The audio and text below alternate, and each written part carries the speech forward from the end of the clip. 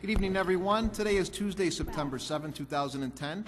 We are in our first regular scheduled council meeting for the month of September. If you could all please stand for the Pledge of Allegiance. Thank you.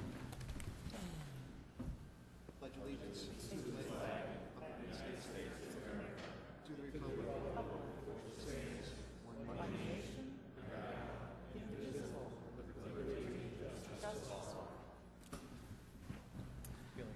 And to make this meeting official, I ask Clerk Spencer to call the roll, please. Zudenkoff. Here. Pezza. Here. Shea. Here. Leader. Here. Rose. Here. Graham. Here. Pipskin. Here. Nybo. Here. Healy. Here. Morley. Here. Kennedy. Here. Mulliner.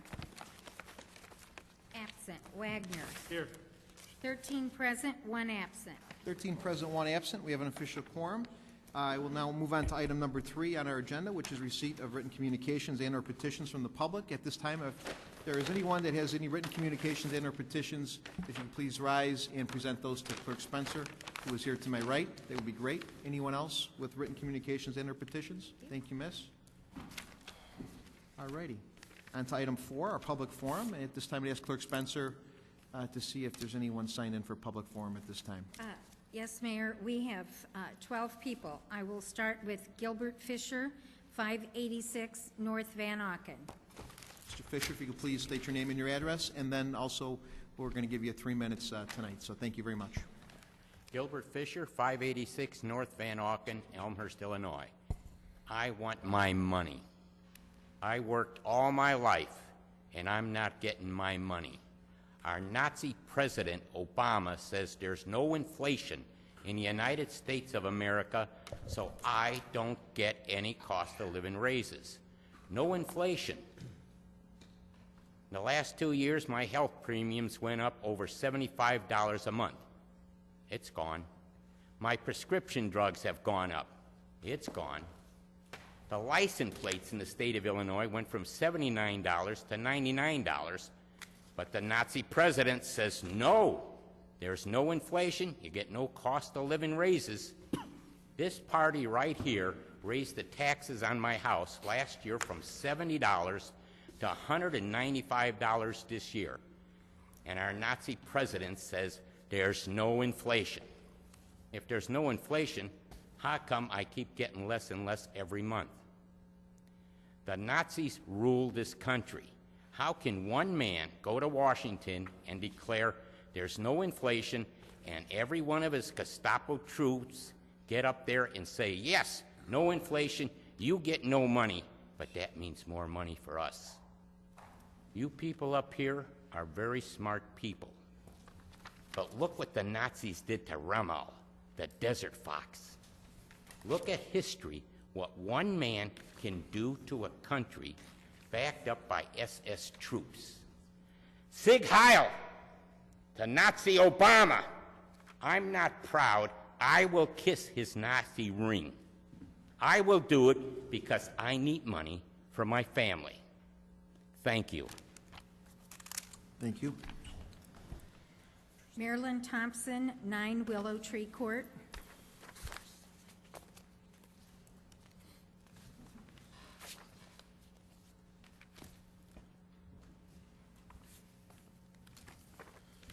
Marilyn Thompson, 9 Willow Tree Court.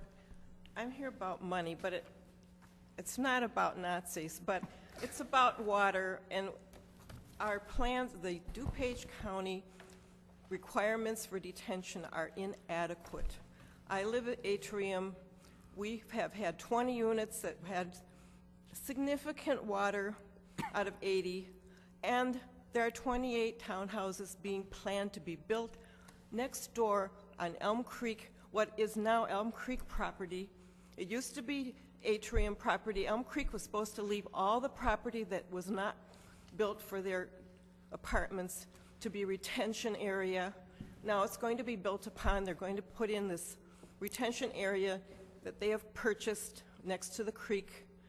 But Elm Creek is causing our flooding already. I mean, the fact that our storm waters was full, storm drains were full and went into our basements. Elm Creek had some water in their basement, but the whole area is not being properly zoned. Lexington had floodwater in their basement.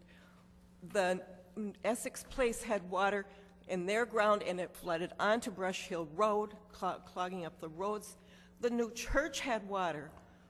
So how can you say that whatever has been done to approve the townhouses will be adequate? I assume it is not going to be adequate. It will only add to the water that's coming down into our area. And then there's Park Place also that hasn't been built. It is very disturbing to think that these plans have been approved, and you say they can't be changed. But does that mean that we have to suffer more? It's about my money, because if my basement's getting water, it is a detriment to the value of my home. And how am I going to sell a house that has water coming in, and how often we don't know? I think changes have happened. Changes are happening to our climate, whether we want to acknowledge it or not, and I'm assuming there's going to be more bad storms coming, and I'm going to be damaged. And I really, really resent, and I think you guys have to take it into your hearts that, you know, your constituents are going to be suffering for the decisions that you make or don't make. The detention plans need to be changed immediately before anything more is built in these downtowns, especially South Elmhurst. I don't know about the whole city, but South Elmhurst was a swamp. It wants to be a swamp. I had a creek running through my yard down to the storm sewer. It's no wonder I got water in my basement. But how are we going to keep that from happening? There's no place set aside to put that water. So I hope that your consciences will lead you to do something soon to stop the problem that we have. Thank you, ma'am.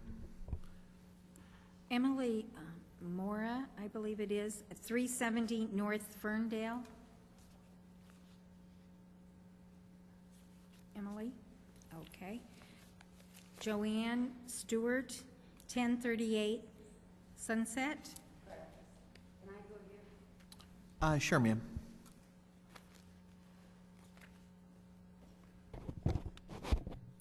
Can you hear me? I had a long conversation with a retired engineer from DuPage County. He said you have a very serious problem, and it's going to be Salt Creek. In the last storm, the water went to the top of the creek banks and over in some places. The water rose above the bridge openings and started backing up. When the creek reaches flood level, it slows the water coming in from stormwater pipes, and this causes the streets to back up, lawns, and floods basements. This was a 7-inch rain. There will be 7, 8, and 9-inch rains in the future, and the creek and the stormwater pipes cannot handle it. You have put too much faith in the quarry and that Salt Creek is a bottomless pit. After the '87 flood, the creek had been dredged. You purchased the quarry with all the open land in the floodplain that could store billions of gallons of water. The flood problem had been solved.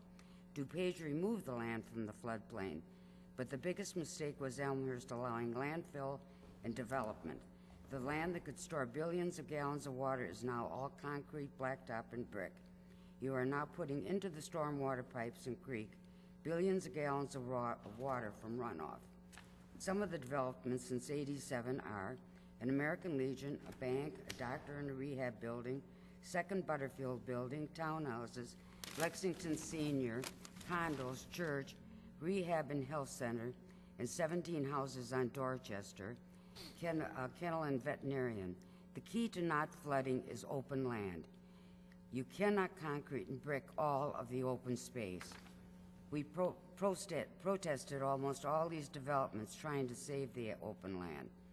He said, didn't anyone ask on Planning and Zoning Engineers Council the impact of all this development would have on the creek and the stormwater pipes? In a huge rainfall. Contrary to what has been said, huge homes going up all over Elmhurst do add to the problem with no yards. 1 yard can store and absorb hundreds of gallons of water instead of going to the stormwater pipes and creek. The reservoir in Eldridge Park filled and overflowed and came up the road. It is just too small. whatever engineering firm he said you hire should be totally honest with you and tell you you have overdeveloped. You have overwhelmed the stormwater pipes and most of all the creek. There should be no more development until you find a way to divert and store creek water in a 7-inch or over storm. He said he hopes Elmhurst takes this very seriously and stop all further development on the south end, because the south end is going to be an 87 flood again. There are no 100-year floods. Mother Nature is unpredictable. You have put the south end of Elmhurst back in harm's way. Thank you. I would ask if we could refrain from clapping, because it often puts pressure on one side or another side of an issue. So out of respect for everybody on both sides of various issues, I would appreciate if we could refrain from clapping. Thank you. Thank you, Miss, for that testimony. City Clerk Spencer, anybody else for a public forum? Yes, sir. John Robiletti, 625 Gladys.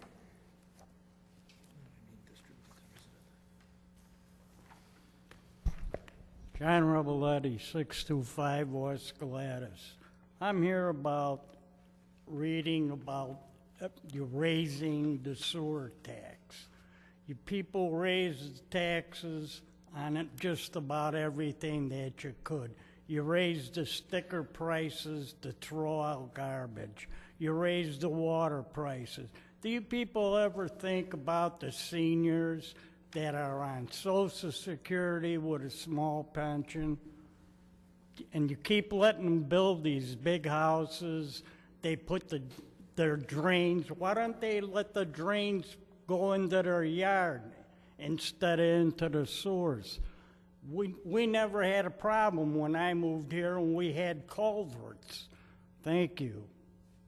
Thank you, Mr. Robiletti. Next, we have Kevin Colin, 133 Pine Street.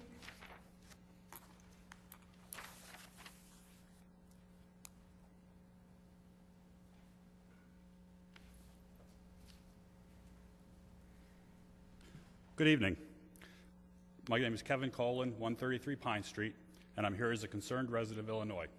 My house, like many houses, experienced flooding July 24th, and I'm here to express my concern about the program to expand the overhead sewer system. The overhead sewer system that we have now, the stormwater system we have now is over capacity, and any additional load on it will only make this worse. I'm concerned that we're taking, by separating sanitary sewer and stormwater system in some homes, we're taking that water and dumping it into low-lying areas. And I like to use analogies, and I use the analogy, if you had a headache and you went to your doctor, would you allow them to operate without first hearing a diagnosis or a treatment plan? And that's what you're proposing here. You're trying to fix something that you don't know what is wrong. And what you need to do is look at it as a comprehensive plan, look at it in the whole, and treat the whole picture, not just the symptom. Now, what is the plan? Everybody's talking about this comprehensive plan. A comprehensive plan should have a beginning, it should have an end, it should have a scope of work that you're going to cover, and should have a cost to cover that work. And I don't think we're very close to getting there right now. I'd encourage this council to reach out amongst yourselves and find common ground to get to a plan. If you can't get to a plan, get to a plan to get to a plan. That's the first start. That's laying the foundation for this project and what's going to fix our city and fix our flooding problem. Now, I have a proposal to get to a plan. What I'd propose is we appoint a flood czar, let's say somebody like Mr. Burke, and let him oversee this project for the city, reporting directly to City Council.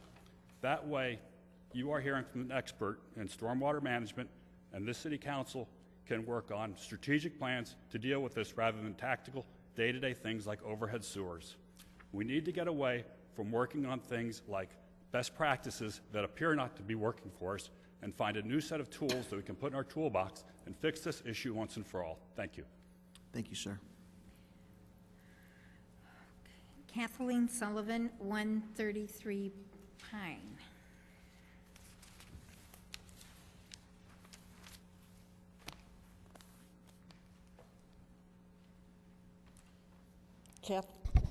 Kathleen Sullivan, 133 Pine Street. This is a story of a town with a hill and a valley, and there was rain, and it flooded in the valley. And the city had 3 sewer pipes, downspouts into one sewer system. If you added a 50-gallon drum, if you took it on the top of the hill or in the other one that's above water and poured the water in here, it would come out in the valley almost instantaneously.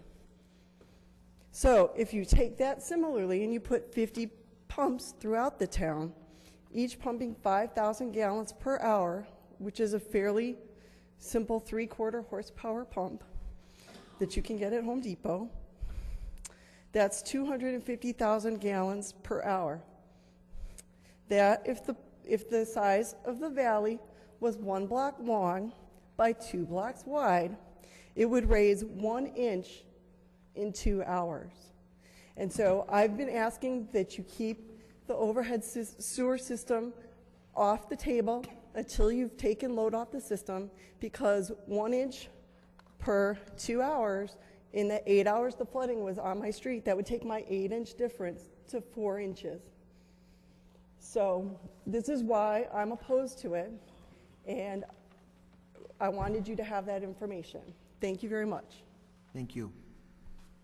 Tamara Brenner, 137 North Caroline.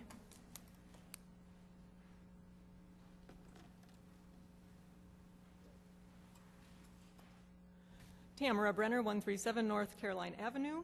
This is a slightly different topic. The minutes of the City Council meeting of October 16th reflect the mayor's latest statement that the city needs to secure a professional advocate to obtain money for infrastructure. This is a refrain that we've heard many times over the past few months, although it seems that there has been a recent change in terminology. What used to be a lobbyist is now a professional advocate. Did someone convene a focus group to come up with that one, or is this just an effort to be more politically correct? Just to review, back in mid-May, an actual contract for lobbying services appeared as a referral on the consent agenda. In response to my expressed concerns about this development, I received a phone call from the mayor, who told me that the reason why it was very important that we hire this lobbyist was as an insurance policy, due to a $2.5 million Metro grant, which was outstanding and which represented a large hole in the city budget. I and others questioned whether hiring a lobbyist was necessary to get that money. On July 22nd, Governor Quinn announced the release of $500 million in state funds for transportation projects. When I called to inquire, Mr. Borchert informed that, lo and behold, our $2.5 million was part of that outlay. So we got that money, no lobbyist was required. Why are we still hearing now, then, that we need to hire a lobbyist?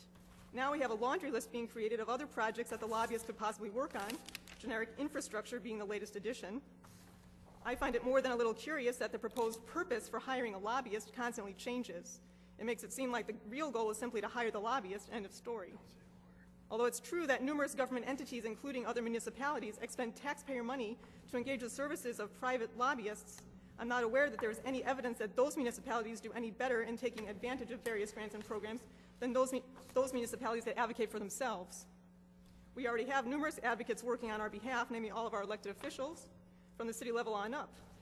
These elected officials have been doing a perfectly fine job advocating for us, and there are many examples of this, including the Metro grant and the federal level response to the recent floods. Our city officials should, of course, continue their efforts to cultivate relationships with our county, state, and federal level representation, and residents can participate in these efforts as well.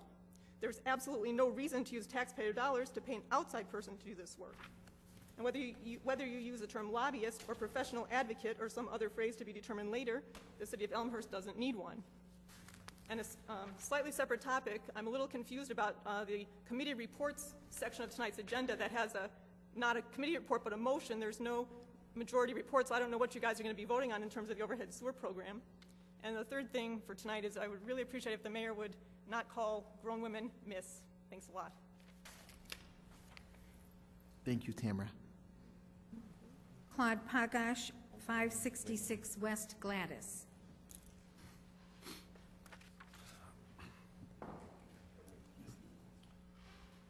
My name is Claude Pagach. I live at 566 West Gladys, and I spent a considerable amount of time at these meetings. I've learned a few things. The aldermen have admitted as a body they know nothing about sewer systems. Secondly, they do know that approximately 13,000 homes in this town have gravity systems for their sewage. That they know. They also know that since 1996, this council, councils before it, mayors before it, did very little funding of overhead sewers. Those are facts. They're your own records. I don't know what any of you ladies and gentlemen do for a living, but if you were presented a problem, you would ask for details. You'd want to understand the problem before you made a decision. For some reason or other, you are willing now to make decisions without information. You don't understand the problem. You know the effect. The Greeks, the Romans, the Assyrians, the Babylonians used a gravity system of sewage. They used a gravity system of water. That's exactly what you have under the streets of this city. The Europeans, when they got tired of throwing their sewage out the window, finally put in a sewer system. It was gravity. Until you understand what's causing the problem, I don't see how you can make any judgment on what you should do, let alone I hear that you've hired the gentleman, but you don't want to pay him to explain to you what the problem is. You, as a body, didn't allocate money for overhead sewers. Now there's the grand drumbeat put in overhead sewers, let alone there have been numerous people here that have stated they had them, it didn't help, the streets flooded, their basements flooded. The problem doesn't exist in the houses. There was an alternative system offered. No discussion by the city council.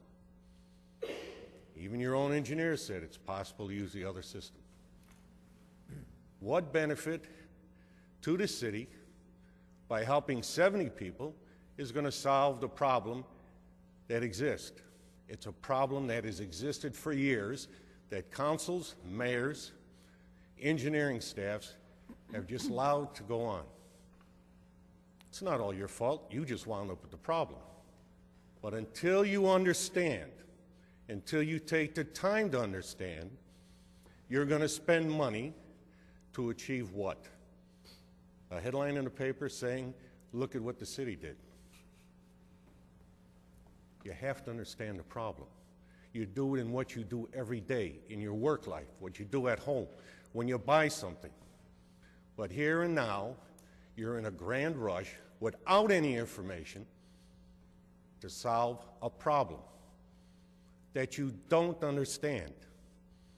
And you're unwilling to take time to understand. And as far as the civilian committee that you want to form, unless that committee is made up of civil engineers that deal with water projects, what have you accomplished? What will they do other than the fact you will all go revert back to as you did with the financial committee? Claude, if you The could wrap it up, civilian I'll give you committee another 10 says or do 15 this. seconds. Thank you. You ultimately have to do this. Thank you, Claude. Phyllis Carroll, 207 Fairfield. I have lived in Elmhurst for 48 years. I love the city. My husband, who died 8 years ago, served on the council for 16 years and served on the library board for 23 years. He and I were, and I am, intensely interested and active in Elmhurst. I would like to express appreciation for the city workers who do such a wonderful job. The grounds crews, the people who take care of the gardens and the flowers and the trees, the fire department, the police department, the wonderful workers in City Hall who always have a smile for me. There's many reasons why I'm grateful to them. I'm especially grateful to Tom Borchert. I'd like to express my appreciation for his years of service, of integrity and effort and brilliance. I have just a few items to discuss briefly. About the Historical Museum, I served for a number of years as president of the Historical Museum Foundation. I, of course, was distressed to see the cuts that were made in the museum budget. I understand you have to make cuts, but I want to make sure you value the Historical Museum. We are celebrating our 100th year of corporation as a city. In the recent publicity I've received from the city, I understand that you've used information from the Historical Museum to show pictures, to tell ideas, to tell facts and dates.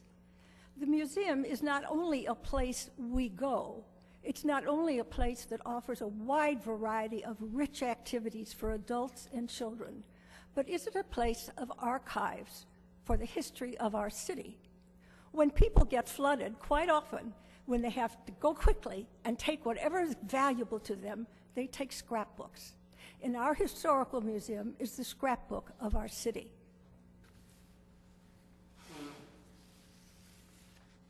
Secondly, I think the position of fire chief is a full-time job. I have two reasons for that. One, it's extremely important. I would like to see one person doing nothing but thinking about that. And secondly, there's a possibility of conflict of interest if the fire chief holds other positions. Thirdly, we are the fourth lowest taxing community in DuPage. I think Alderman Rose's proposal to exempt people, all people below a certain income, was not only fair but brilliant. But don't be afraid to raise taxes if you need to keep our city the wonderful place that it is. Thank you. Thank you, ma'am. Darlene Heslop, 200 North Michigan, number 227.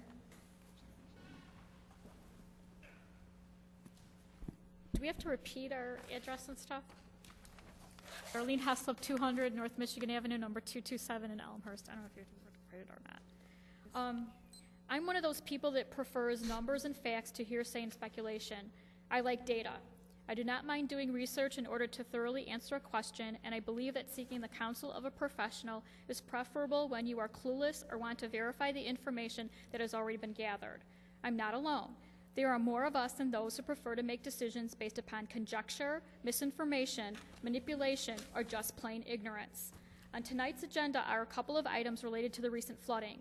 I've reviewed the committee of the whole meetings several times, each time paying very close attention to what is stated as being fact versus speculation, in particular on the part of Dr. Christopher Burke, PhD, who has been recognized by this very council as being the foremost authority when it comes to stormwater and sanitary sewer management.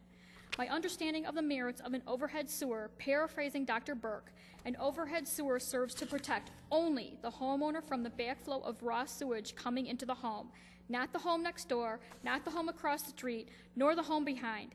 If that home has a sump pump that is connected to the sanitary sewer, this will also be eliminated as part of the program, as the recommendation per the application is to have the sump pump reconnected to the stormwater system, which is already over capacity. What I heard time and again was all that would be eliminated for the individual homeowner is the backup of raw sewage. That very same homeowner could still receive a significant amount of stormwater and sustain yet again thousands of dollars worth of damage to their homes. Alderman Healy and the mayor believe that overhead sewers significantly decrease the influent infiltration known as the I&I. I would ask both, for the sake of satisfying those that rely on factual information, for every overhead sewer installed, how much will the I&I decrease, and how do you define this amount to be significant? And does it make any other impact on anything else? Dr. Burke is a recognized expert in this field, yet he could not come to any conclusions as to what one action of several choices would give the greatest benefit to the greatest number, as he had no factual evidence to support any such claims at the present time. The city staff, in response to the repeated cries from the citizens to do something in the days immediately following the July 23 event, did recommend the increase in the funding of the overhead sewer program. It is my belief, however, that currently the majority of the residents of this community are looking for answers to many other questions that have yet to be addressed and seem more than willing to support the recommendations put forth by the minority report as well as those from Dr. Burke. Not to mention the ComEd issues have yet to be investigated. Your plan to overfund a proposal that selectively benefits only a tiny fraction of homeowners is a disingenuous attempt to solve a much larger problem. The complete lack of credible, factual evidence that supports what is causing such difficulties with our sanitary and stormwater sewer management and the Can you wrap it up, direction this Ms. city Heslop? I'm almost done. And the direction this city needs to take in order to rectify these issues. Thank you. Thank you. Chris Ciaroli, I believe it is, 172 North Myrtle Avenue.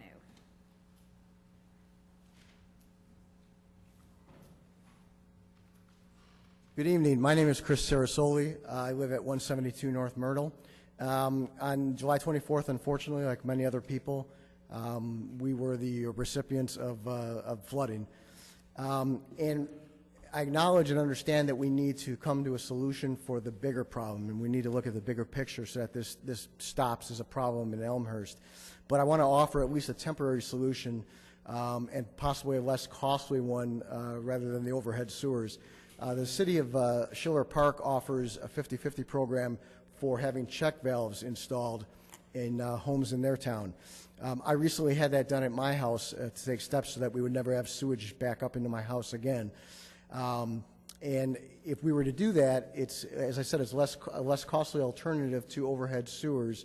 And if, in fact, there is a budget and a certain amount of money that we are looking to possibly allocate towards overhead sewers, because this alternative is less expensive, we could spread it around to many more homes than the overhead sewers might be able to solve.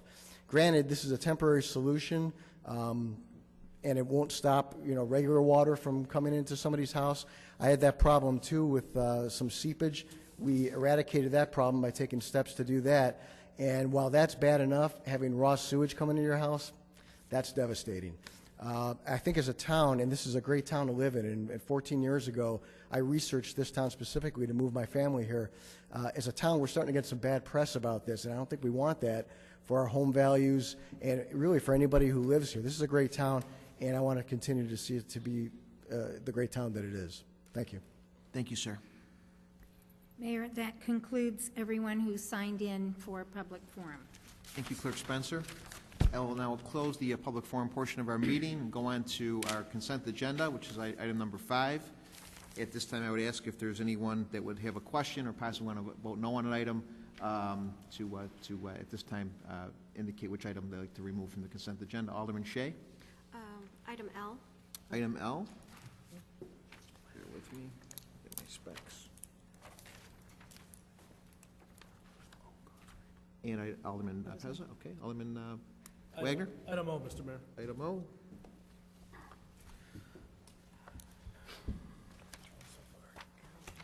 Okay. Anybody else? All right. At this time, I'd ask for a motion and a second to approve the consent agenda, less items L and O. Alderman Gutenkopf, with a second from Alderman York. And I'd ask Clerk Spencer to call the roll, please. Gutenkopf. Aye. York. Aye. Nybo. Aye. Healy. Aye. Morley. Aye. Kennedy. Aye. Mulliner, absent. Wagner. Aye. Pezza. Aye. Shea. Aye. Leader. Aye. Rose. Aye. Graham. Aye. Hipskin. Aye. 13 ayes, 0 nays, 1 absent. 13 ayes, 0 nays, 1 absent. The consent agenda is passed. The list items L and O. And at this time, I would go to item L. It's a report. That is Clerk Spencer to read the report, please. Therefore, it is the recommendation of the Development, Planning, and Zoning Committee that the City Council authorize 3 additional members to be added to the Economic Development Commission.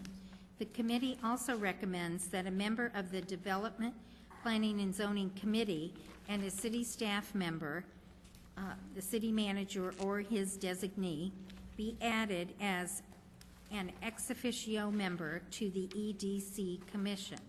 The city attorney is hereby directed to prepare the necessary documents to authorize the requested increases in the EDC membership stated herein. Respectfully submitted, Development, Planning, and Zoning Committee, signed by Stephen Morley, Chairman, unsigned Susan J. Rose, Vice Chair, signed by Norman Leader, Alderman, 2nd Ward. Alrighty, before I ask for a motion and a second on this to put on the floor, please, Alderman Morley with a motion, and a second by Alderman Shea. And discussion, Alderman Morley. Thank you, Mr. Chair. This is a referral relating to the EEDC, who recently presented to Council a revised plan of theirs to really help Elmhurst in these tough economic times. It was actually a proposal, I'd like to remind everyone, that was unanimously approved after it was presented. One of the recommendations within that report was that the EEDC be expanded. Dig a little deeper into that. The EEDC wanted to add 3 members of the community. One of the things that they said they were going to be doing, focusing on, in addition to recruiting businesses into Elmhurst, was to put an emphasis on retaining. And I think we are retaining current businesses we have. Let's not forget about the people who are already here and contributing to our tax coffers. So one of the things they wanted to do is expand the EEDC, which would allow for individual members of the EEDC to go out and meet with these businesses. So that covers part of this recommendation. That's the 3 additional people that the EEDC wants to add. Subsequently, we had a discussion within the committee, and we felt that it would be a good idea to have a liaison from City Council as part of the EEDC, and what better liaison than someone from the DP&Z committee. So that has been added in there. A little farther down, there was something that was put in the report as it related to city staff having a seat on the EEDC, and there was some confusion there when it was sent back to committee. It came back to our committee, and we reviewed it, and in effect what that was is the EEDC, as defined in our municipal code, used to have the Director of Development sit on the EEDC. Well, as some people might not be aware, you know, as we're constantly looking at budgets and telling city staff to be as efficient as possible, city staff, Mr. Borchert, eliminated that position. So the last part of this recommendation is to, instead of have the municipal code say that the Director of Development will sit on the EEDC, since that position has been eliminated, the last part of this referral is to have either the city manager or his designee sit on the EEDC. So I hope you all consider it and support this referral. Thank you. Thank you, Alderman Morley. Alderman Shea. Yeah, thank you. For the EDC, adding 3 members, I have no problem with that at all. I just have a question for the city manager or his designee. I know it's at the city manager's discretion to choose whomever he'd like. I would just like to request that it's a salaried employee, not an hourly paid consultant or an hourly city employee. That's my only request. City Manager Borchert, you have any input on that? Well, frankly, currently the position is ex officioed by myself occasionally. Assistant Manager Cop, and then also the contract employee, Mr. Ken Bartel. So I would certainly try to figure out how to staff the commission and provide direction to the commission, direction to staff, and advise the consultant in an effective, efficient fashion. My past thinking has been that it's most effective and productive that consultant is representing the city and is best at that meeting to understand the input of the commission and provide help and guidance and direction to the commission. So under more normal circumstances, we certainly wouldn't have a consultant, but currently, without the full-time staffing,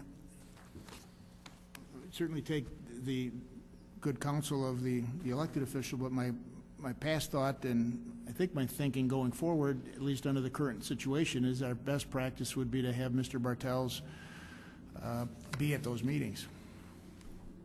Thank you, City Manager Borchert. Also, for the record, too, I believe Mr. Bartels, prior to him becoming a contract employee or contract consultant for City of Elmhurst, wasn't he not on that commission as well? Did he not lead that commission?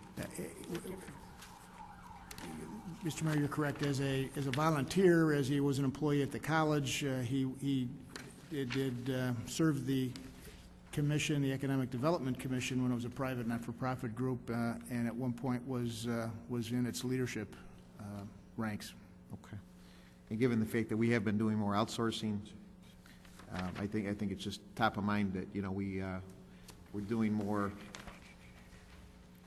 employment by contract so that we don't have to pay benefits, pensions, et cetera, trying to save the city dollars, but we don't want to lose part of Mr. Bartels' role as economic development. So just to keep that in mind in this discussion. Alderman Pezza. Thank you, Mayor. I think I owe an explanation myself. I was the one that originally pulled this from the first time we saw the report. Two reasons. The first was the report did not reflect the ordinance that had been before us. The difference was the numbers 13 and 14. At that time, it was pulled back, and I want to thank Chairman Morley for revisiting this and for addressing it. And I guess now I am glad that I did pull it, because I think that did need to be clarified. The evening I asked, there seemed to be some confusion as to what I was asking and then the response I received. It appeared since then, at that meeting and then since the feedback I've received, that the designee has been and would be a staff member, which is perfectly fine with me. I think that's great. If there's a staff, anyone from staff we so choose to have sit in a we have to remember this is a volunteer commission. No one on that commission gets paid. So I would like to clarify that I believe designee has been, should always be, a prepaid staff salaried position, unless we're going to start paying all the commissioners to sit there for some reason. Maybe we've got money I don't know about. I was under the impression we were being aware of the budget, and that was why the one position was let go in the first place. Now we're going to pay somebody $90 an hour to go sit on a volunteer commission. I have a big problem with that. I think it's inappropriate. We have plenty of staff. It's a volunteer commission. I would like to make a motion that we say city manager or his designee, and in quotations next to it, city staff member. This way it takes care of it down the road, down the line. If new staff comes in, new people are in charge, there's no question about it. It's on the books exactly who this designee can and should be.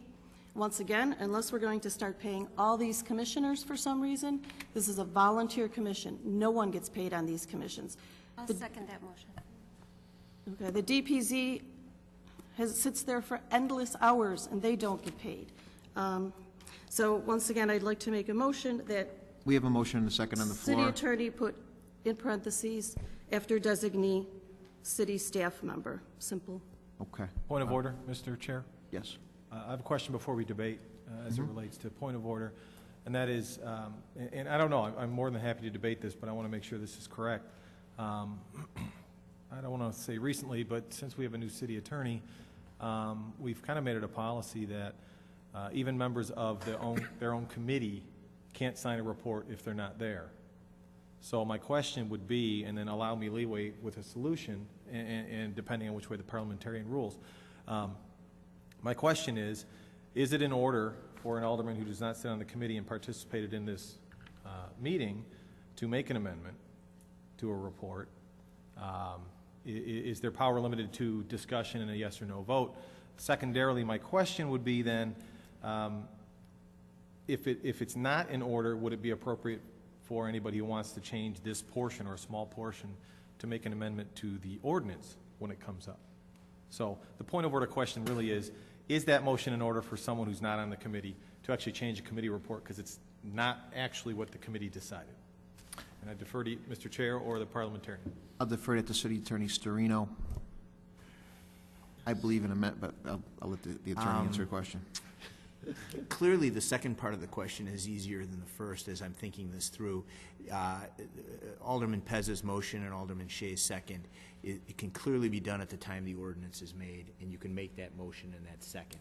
It's more problematic to be moving to change the report of a committee that, do you sit on all? No, and neither does Alderman Shea, does not either. My opinion is that the report should be should only be amended by those people, I think, that sit on that, and you can clearly make this. You can affect the same change at the time this comes before you. So all you need to do is make a motion to amend the ordinance. So if the ordinance comes to you without the paren language in it, you would just make that motion. There is another way to solve it. I defer to the chairman of the committee. You could simply do an up or down vote on this proposal right now and solve it. Probably a little bit more effectively or efficiently. You could just up or down vote the amendment now, and that would be giving clear direction to me.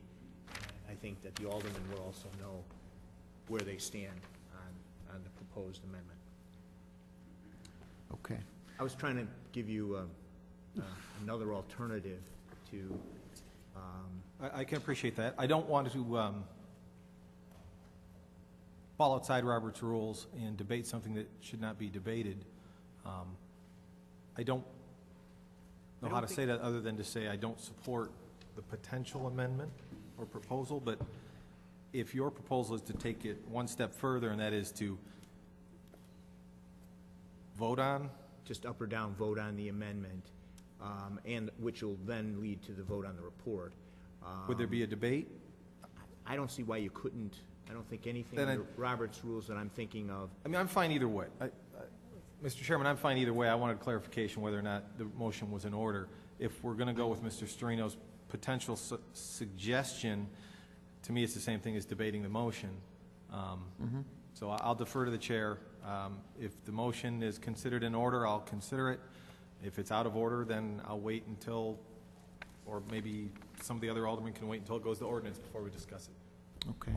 Well, it sounds like technically it's out of order, but eventually we're going to have to discuss and debate this. So we can do it at the ordinance level if you feel more comfortable, Alderman. I know you're putting it in my lap, but it's in your lap, Mr. Chair. Yeah, I would say if we're going to be technical, we'll let Alderman Pezza make that motion to amend at the ordinance level, and we'll discuss it and debate it at that point. Alderman Nybo.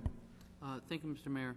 You know, I would ask whether that's the appropriate ruling. I'm not going to appeal it, but to me, the one prerogative that a member of the body has when we sit as a member of the full city council is to, with another member of the same committee, pull an agenda item back.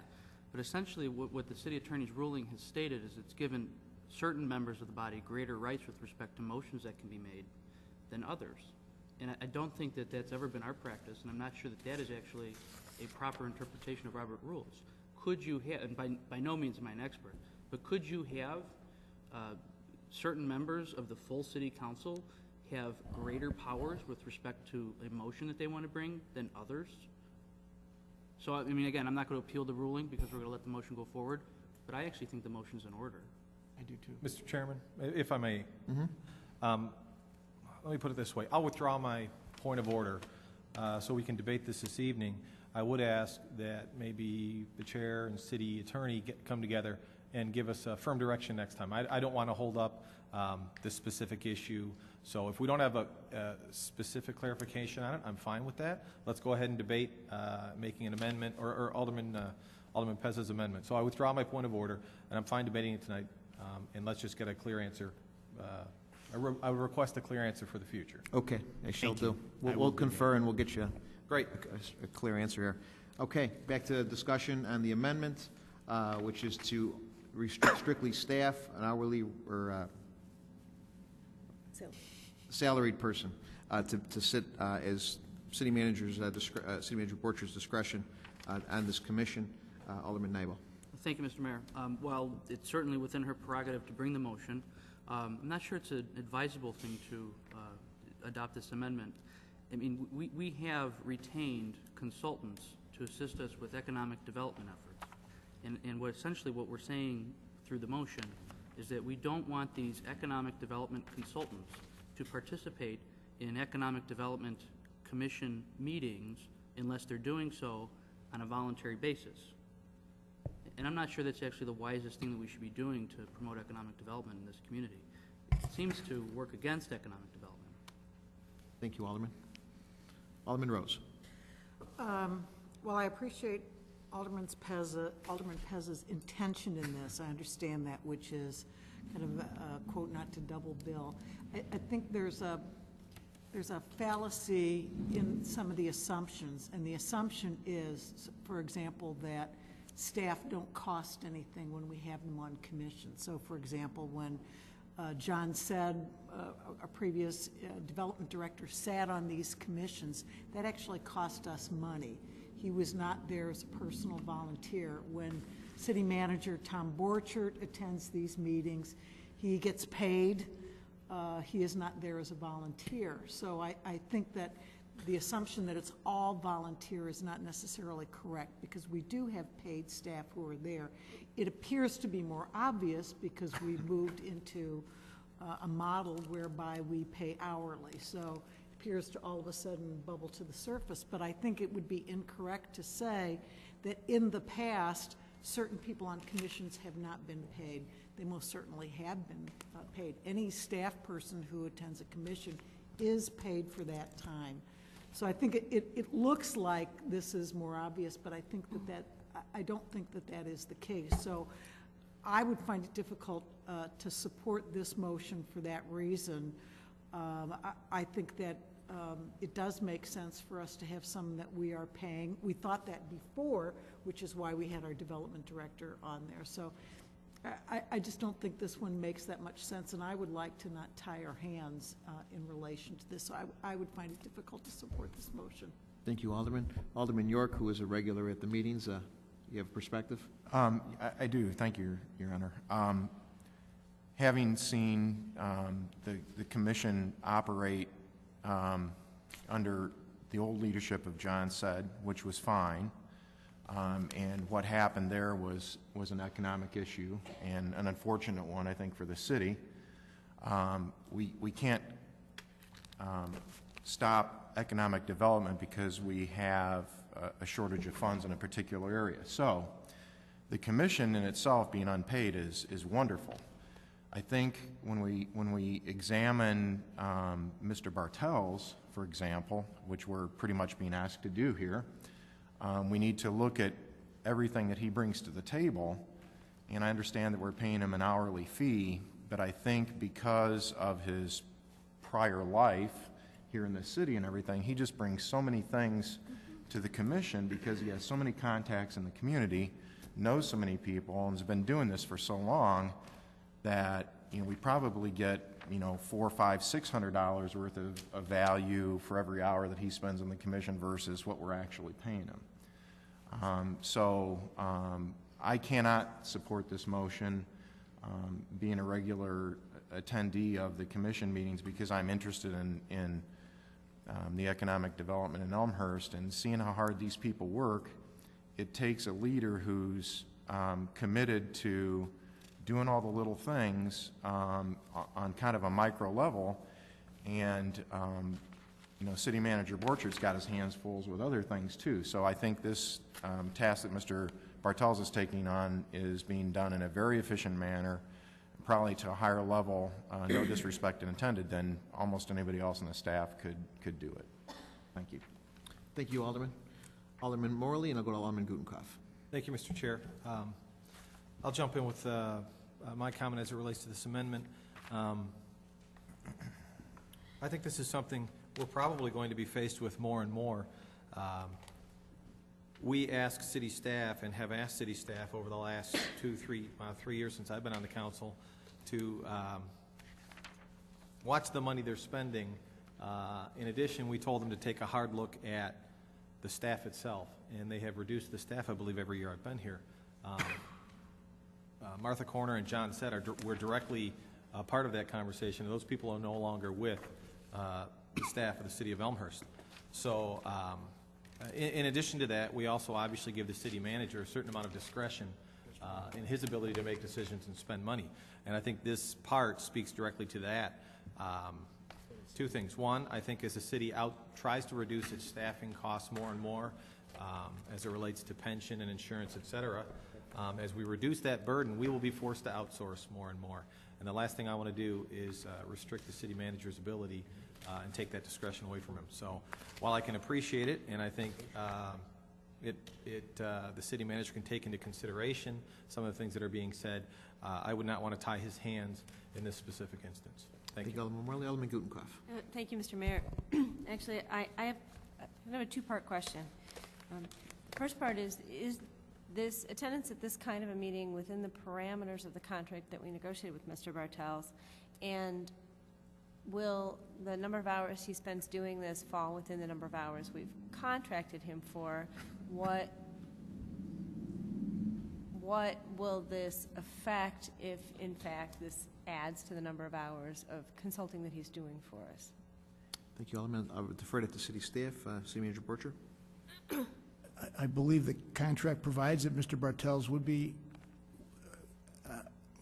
eligible to be fulfilling this assignment, and it has been his task to leverage his full-time consulting paid through the use of these volunteers, and it's proven effective. And if he continues on in that regard, it would not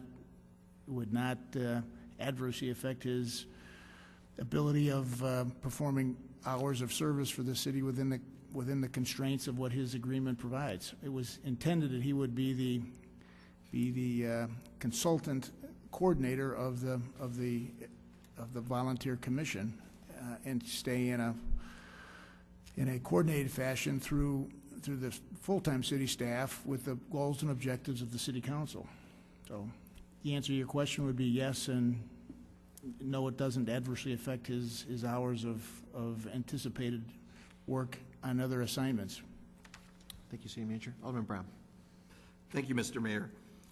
Walking in tonight, I was actually concerned about having any designee being a consultant or a contractor due to the reason that Alderman Pezza mentioned, charging time on an hourly basis to sit on this commission. I think the point here, though, is, and Alderman York alluded to it, is efficiency.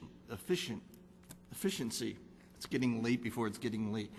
And I don't think that, in all honesty, and I would strongly recommend that the city manager seriously considers restricting as much as possible any contractor attending this commission meeting, because I don't know if the efficiency is spent well at a commission meeting where you can read the meeting minutes, you can understand the agenda, you can speak directly to issues before or after the meeting and use your time more efficiently, and therefore come out ahead in regards to what we're getting out of that hourly wage.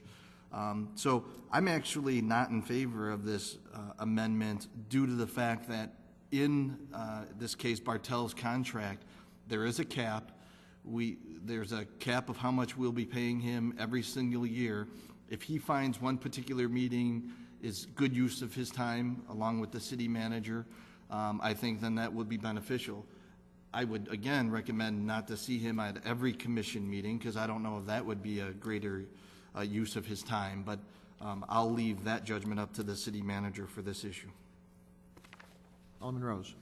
I just would call our attention to the fact that we didn't have nearly this level of discussion in the contract plan we were talking about last week, where we intended to pay Dr. Burke $6,000 to attend meetings, not even to participate, but to attend meetings. So I think this is kind of business as usual, and I would like to call the question. All right, question is called. And is Clerk Spencer to read the roll, please? Call the roll, please. On the amendment? On the amended motion. On the amendment, that is correct. Yeah, if you could read the amended motion real quick, Clerk Spencer, for us, that would be great, so we all know we're voting in. It's to change the wording, the city manager or his designee, to the city manager and his designee be a city staff member, salaried employee. Very good. And roll call vote, please. Pezza? Aye. Shea? Aye. Leader? Nay. Rose? No. Graham? No. Pipskin? No. York? No. Nybo? No. Healy? No. Morley? No. Kennedy? No. Mulliner, absent. Wagner? No. Gutenkopf? No.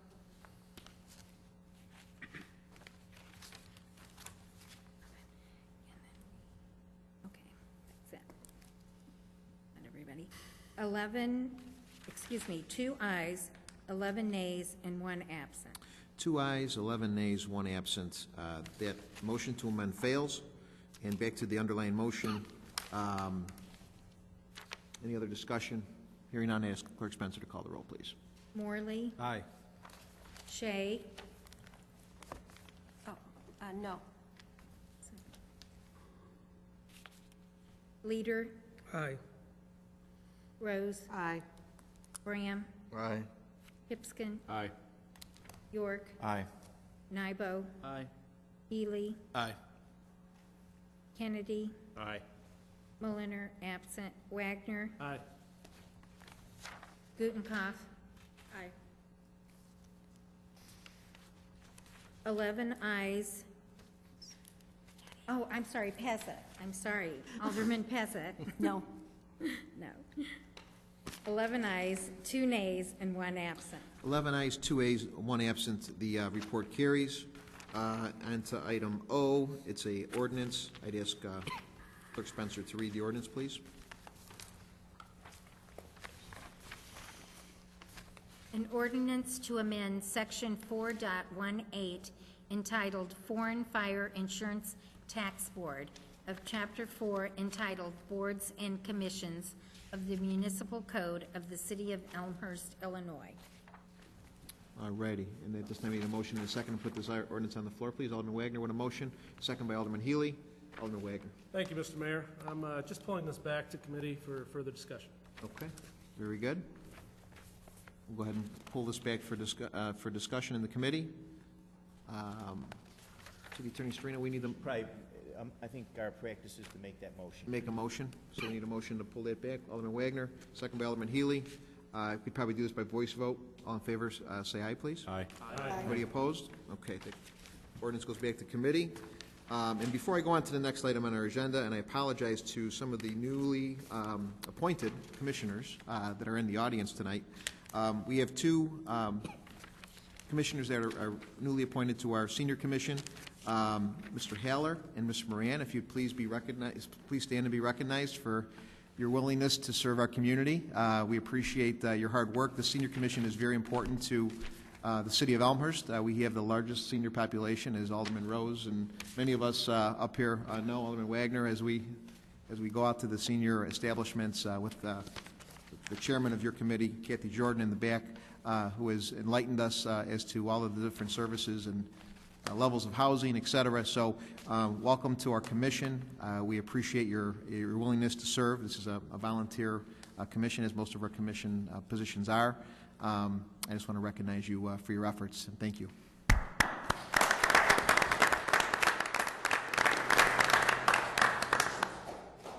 Also, who's not here tonight, but former Alderman Vanek, who is newly appointed to our Library Board of Trustees to take the place of her late husband, I thought was very touching as well, too. So, Alderman Vanek, we appreciate all of her service on the City Council and all the service her husband gave to our city as well in the library, and we know she's going to do a great job on the Library Board as well, too. So, thank you, everyone, for your support. On to committee reports. Before I ask for a motion and a second on this, I would like City Manager Borchert to just give us a brief overview on this particular overhead sewer program, some of the benefits. I know we've got some questions that have come up in the past, and you had been gone for a couple of weeks over August, so we appreciate your presence here. And if you can enlighten us real quick with a couple of updates, I know from Dr. Burke and other sources that you wanted to express some of those things regarding overhead sewers. Thank you. I'd be glad to do that, Mr. Mayor, and report on, frankly, a bit of an evolving details to the original recommendation put forth after the devastating July event.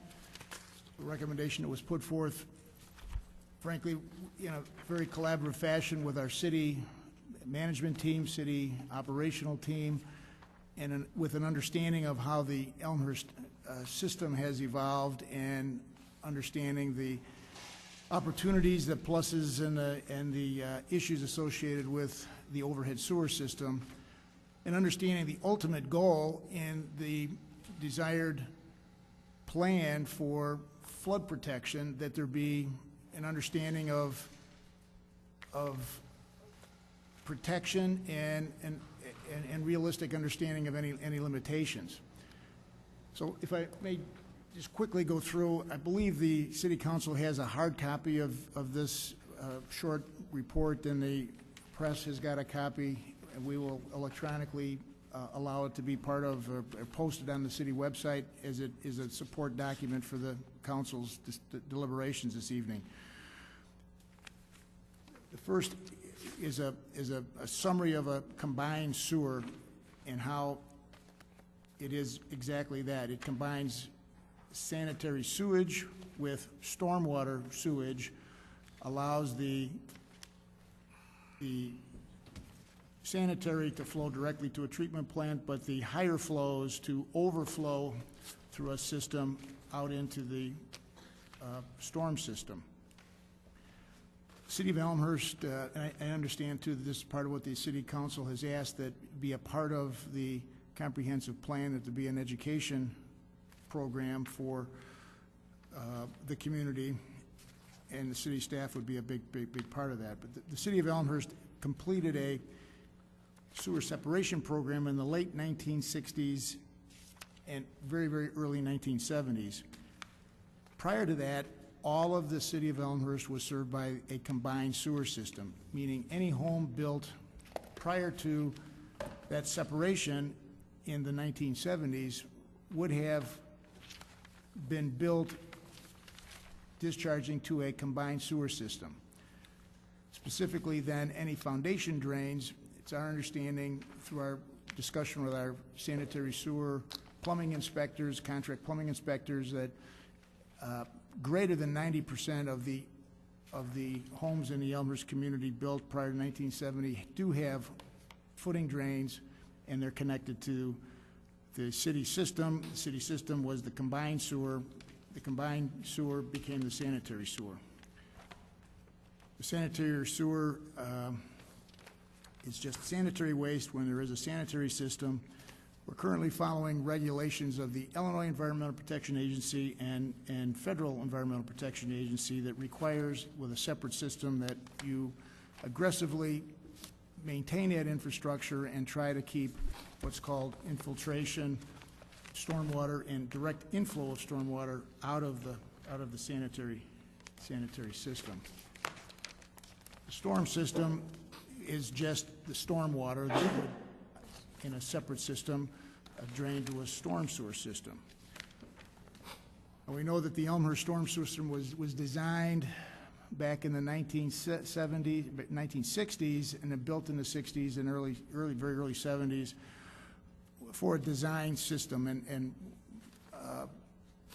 Burke, with his interim assignment, is looking at that and will hand off his interim study to the ultimate comprehensive plan consultant relative to what does that system provide for the Elmhurst community, what are reasonable expectations. We know from the 2008 studies that were offered for stormwater surface ponding, and in particular the Pine Street study, that the Pine Street storm sewer system is presently serving at greater than 5 years but less than 10 years. That's about what reasonable systems are now designed for. Relative to the footing drains, that's storm water, and that should go into the storm sewer.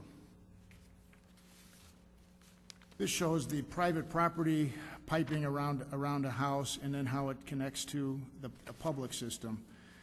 This shows how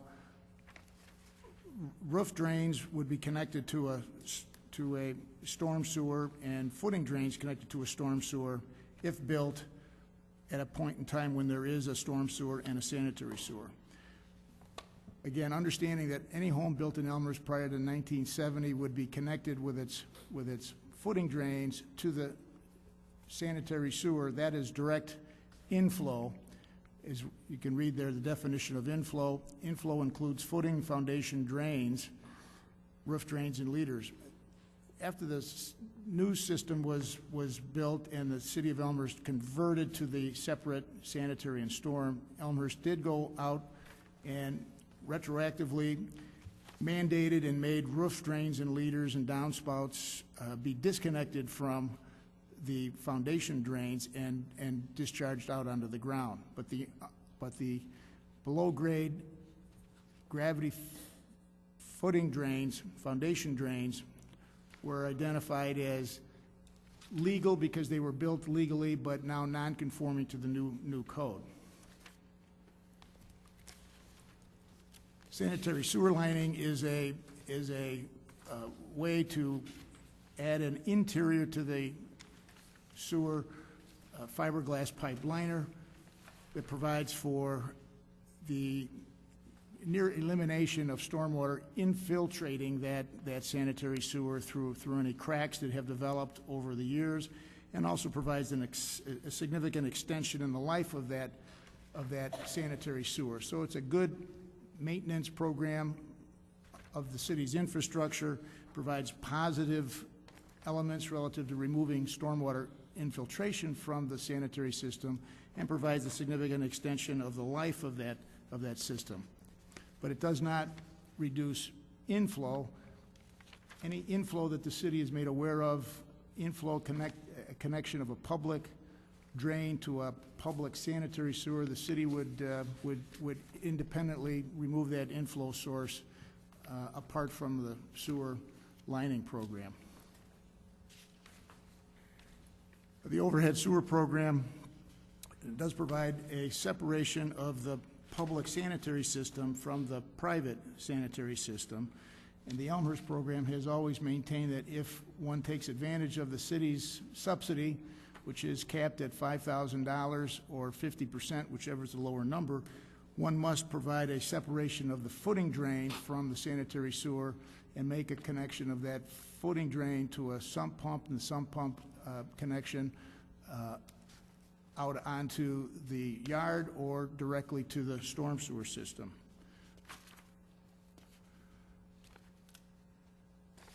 The overhead sewer system provides for a near 100% solution to the issue of sanitary sewer backups penetrating the home. So from an objective of providing flood protection, the overhead sewer program provides as near of a 100% solution as can be identified for that sanitary sewer problem. It does take that storm water that was going into the sanitary, takes it out of the sanitary. That's a good thing. IEPA and federal EPA says that's a good thing. Puts it into the storm sewer. The storm sewer, we understand, is going to be full on storm events that exceed the design capacity of that area. We have expedited the study of the stormwater ponding issues in the Elmhurst community. Mr. Burke, on his interim assignment within the manager's authority, has been identified, has been asked to begin to expedite his review of those ponding areas, to take a new look at the Pine Street issue and take a fresh look at some of the other stormwater ponding areas.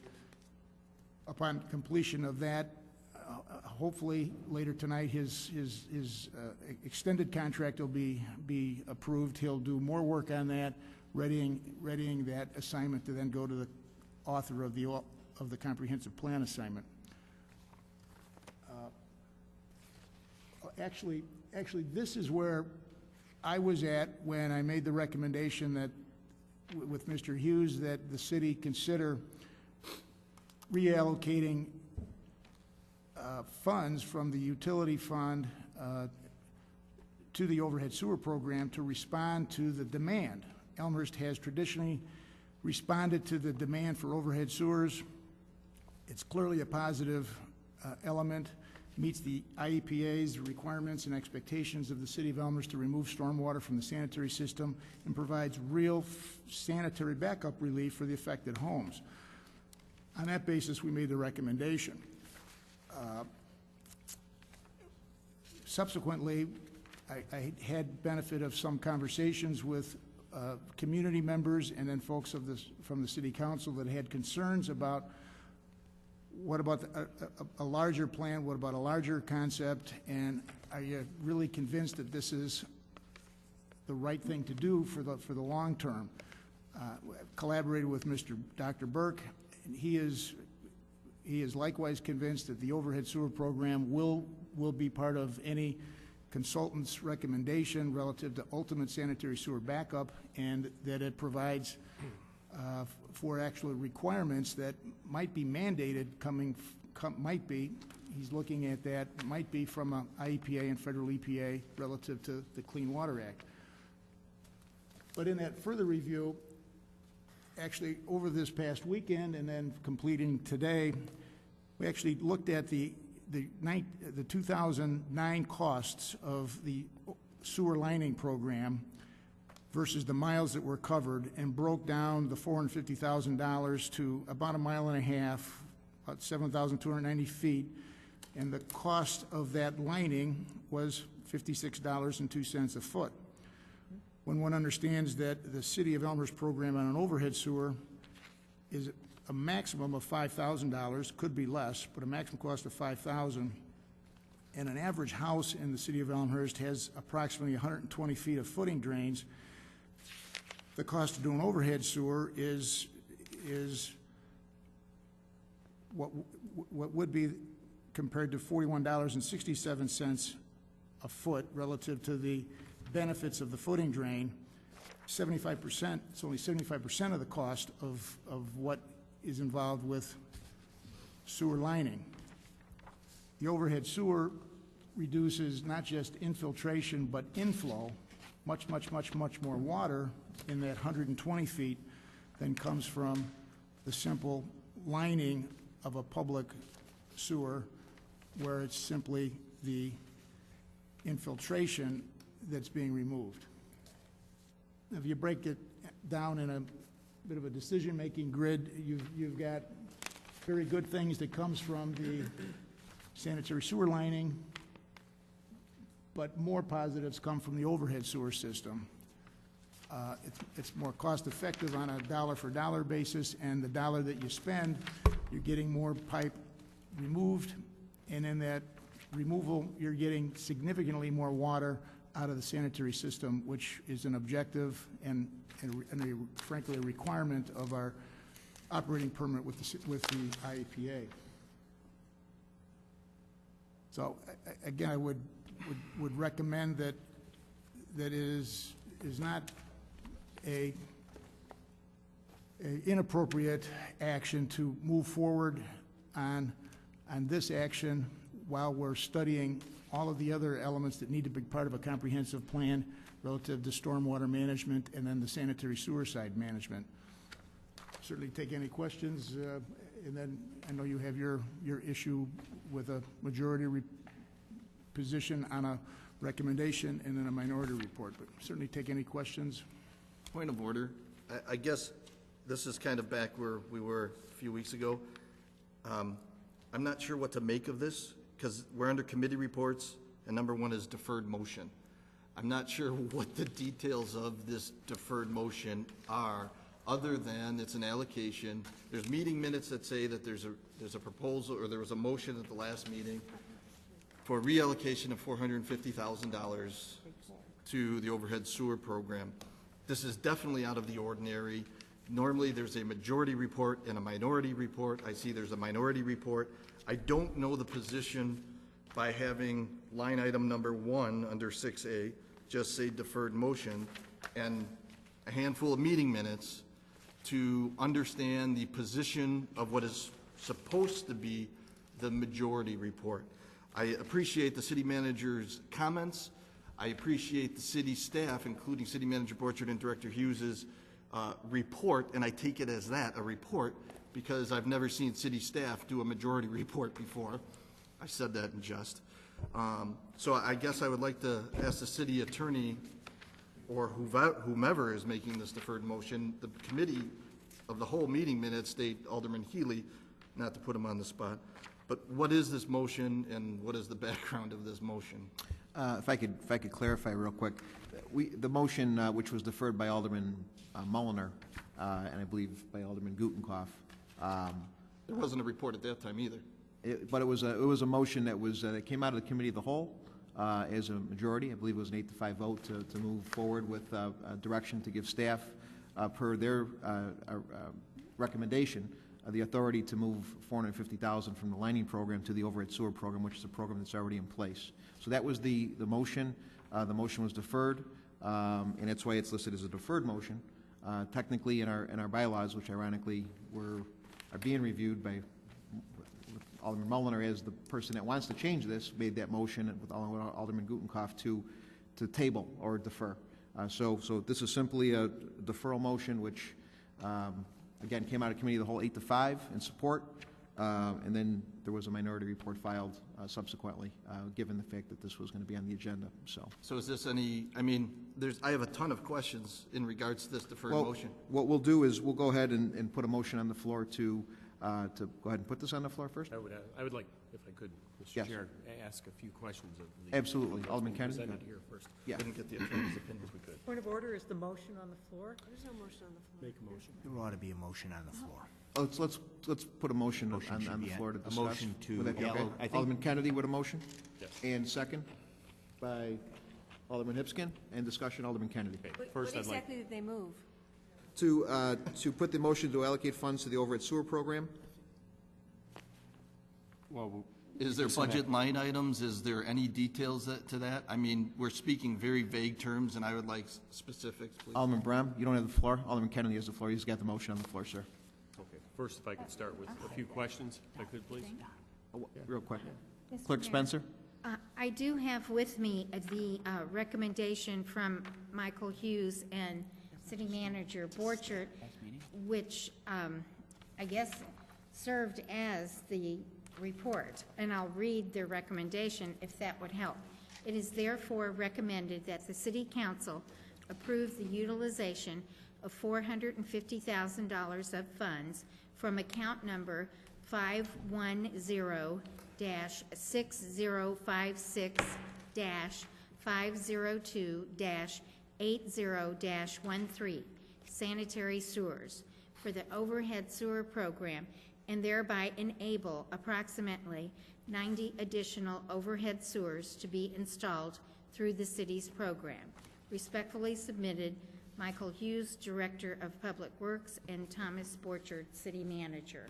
I believe my recollection is that's what the vote was on the basis of this report. That is correct. Thank you, Clerk Spencer, for explaining that and making sure that we're on topic, and I appreciate that. Alderman Kennedy. Thank you, Mr. Chair. Mr. Borchert, just a couple questions on the report that was put together. First, thanks very much. I think this is really helpful. The page that's entitled sanitary sewer lining, I think it's probably the 5th or 6th, that one. Is it, I understand that infiltration is something that is eliminated by lining, but is it safe to say that the primary purpose for lining is to ensure the proper conveyance of sanitary sewer, water, and solids to the system, really more so than to address any infiltration? It's combined. The lining extends the effective life of that sanitary sewer, which is much more effective to line it than to remove it and replace it. So there's the fundamental purpose is to extend the life of that sanitary system and improve its efficiency by removing that stormwater infiltration issue. So we're kind of like a 1A, 1B. Certainly, the first thing is to ensure the life and the ongoing use of that length of pipe, and the second is you're going to reduce some of the infiltration along the way. Okay, second item is, I think the third page in, it's got the picture of the house. I think there's a typo on there. The point of connected foundation drain is listed in white and therefore being an infiltration. Up in the body, it talks about that being an inflow. So I think you would agree that that is indeed an inflow and not part of the infiltration, correct? See that connected foundation drain next to the... That's correct. The definition of inflow would be separate from the illustration of a roof drain and of a footing drain connected to a storm system. But in the way we've described that, that is indeed an inflow and not an infiltration. I just wanted to clarify. You know, in a separate system, if the footing drain is connected to the sanitary, it's an inflow. Okay, so I think we should just make a note to fix that, if we're going to put that up on the city website, to just make sure that that's, might be a Certainly, little... it's confusing. We'll correct that. I just think it'd be easier just to fix that. Okay. Back to the, the motion that we have on the floor here. Contrary to many comments that have been made, I think we do understand what overhead sewers are all about, and these 7 pages here and the comments and the discussions we've had about this are clear to that. What we do know is that this is only one aspect to address the problem that's in front of us. There's many ways in which people can get flooding. They can get overland flooding. They can get sewer backup. You know, this is going to affect those individuals that know, those 90 families, those 90 residents, that the primary reason for their flooding was because they got water up through the sanitary sewer drains, or from toilets or from sinks or whatever in their basements. This takes care of that piece of it. There have been other comments about this is something we haven't really talked about in the past, that we never really had this program.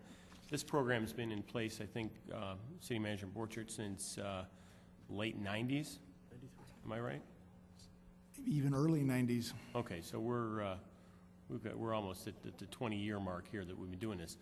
More than anything, the reason why it probably has not been used in the past is because we have, prior to 2008, haven't been in a period where we've had a lot of big rains, and therefore people with flooding that was a result of the sanitary backup. So because not a lot of rain, there wasn't a lot of a desire for this, but we had a few people who would come forward every couple of years and ask for it. We would go ahead and fund that, and those people have been very pleased with the result. And I believe I'm correct in saying anyone that had an overhead sewer did not receive sewage back up into their houses during this most recent storm. Is that correct? I'm not aware, nor Mr. Hughes, of any overhead sewer that resulted in sanitary sewage above the first floor of the house. No. Okay. All right. So it is a proven entity. We've had many people ask for it. Certainly, when the storms of 2008 came, there were many more people that asked for it. In 2009, again, there were more requests for it, and then obviously a lot here. One of the points I think needs to be made is we don't have a capacity problem from the sanitary sewer system in and of itself. If we were totally separated between sanitary and storm, we would not have a capacity problem. The problem comes in that there's such a large amount of inflows into our system that causes the backups that ultimately are a result of people having flooded basements, again, up through their footing drains. When we look at this, it's the clean water that causes those backups. If we were a completely separated system, we wouldn't have any issues in these floods because there would be no clean water going into the system. The other piece we have to remember is for every drop of water that goes into the sanitary sewer system, we end up processing it over on 83. So we put in energy, we put in chemicals, we do all those things to make sure that that water is clean enough to then go back into Salt Creek. So anything that we can do to eliminate those inflows through something like an overhead sewer is only going to benefit us. Also, when we go to process that waste at the sewage treatment plant. I totally agree that we have to do a comprehensive plan. There's no argument from me that you'll get to that point. I've been through the Harza study. I've read that. I've started to look at other actions that have gone in other municipalities with Wheaton and with Downers Grove. We need a comprehensive plan. We need to continue the work that was done with the Harza study, and we need to continue in addition to areas that have been recently understood on the most recent storms, places like Washington, places that have not been completely addressed like Saylor and Jackson. All of those things need to happen. But in the case of the overhead sewers, this is an area where we have a clear understanding and knowledge of the benefits to, in this case, 90 individuals, 90 families that know that this will improve their situation. And I would ask that you consider this and support it, because it is something that will help a number of individuals. It is not a cure-all. It will not help the entire system. We have a lot of work to do on the stormwater side of things, but this will have a direct impact and benefit those individuals that see overhead sewers as part of their solution to ridding their house of potential flooding in the future. Thank you. Thank you, Alderman Kennedy. Alderman Hipskin. Alderman Wagner. Thank you, Mr. Mayor. I just want to second Alderman Kennedy's comments, and then just reiterate that the program's been around since 1993. 75 people have utilized it in 17 years. And before July 20th, that's all it was.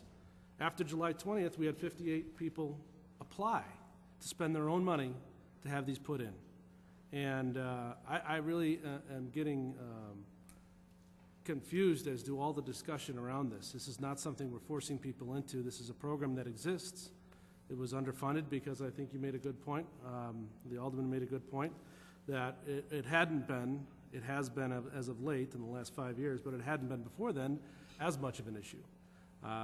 And there may be or may not be some technical reasons for that. But the comprehensive plan is a must. We're going to have it done. We're going to figure out what needs to be done, and then we're going to get it done. And it's really kind of that simple. But there's people that would like to have this installed in their home. They're going to pay with their own money. We're going to reimburse up to 50%. I just think it's a worthy program for people that want it. Thank you, Mr. Mayor. Thank you, Alderman. Alderman Hipskin. And one other point that was brought up earlier. With the flooded basements, they're under construction right now. These basements now have the, they're before they were finished, to do the overhead was way over. It could have been $20,000 worth of construction costs. They're now being redone. Now is the time to do them. Thank you. Alderman Shea. Thank you, Mr. Mayor. I have a question and possible follow-up for the cost comparison for the lining versus the overhead sewer. For the 7,290 feet of lining, about how many homes would you say that would affect?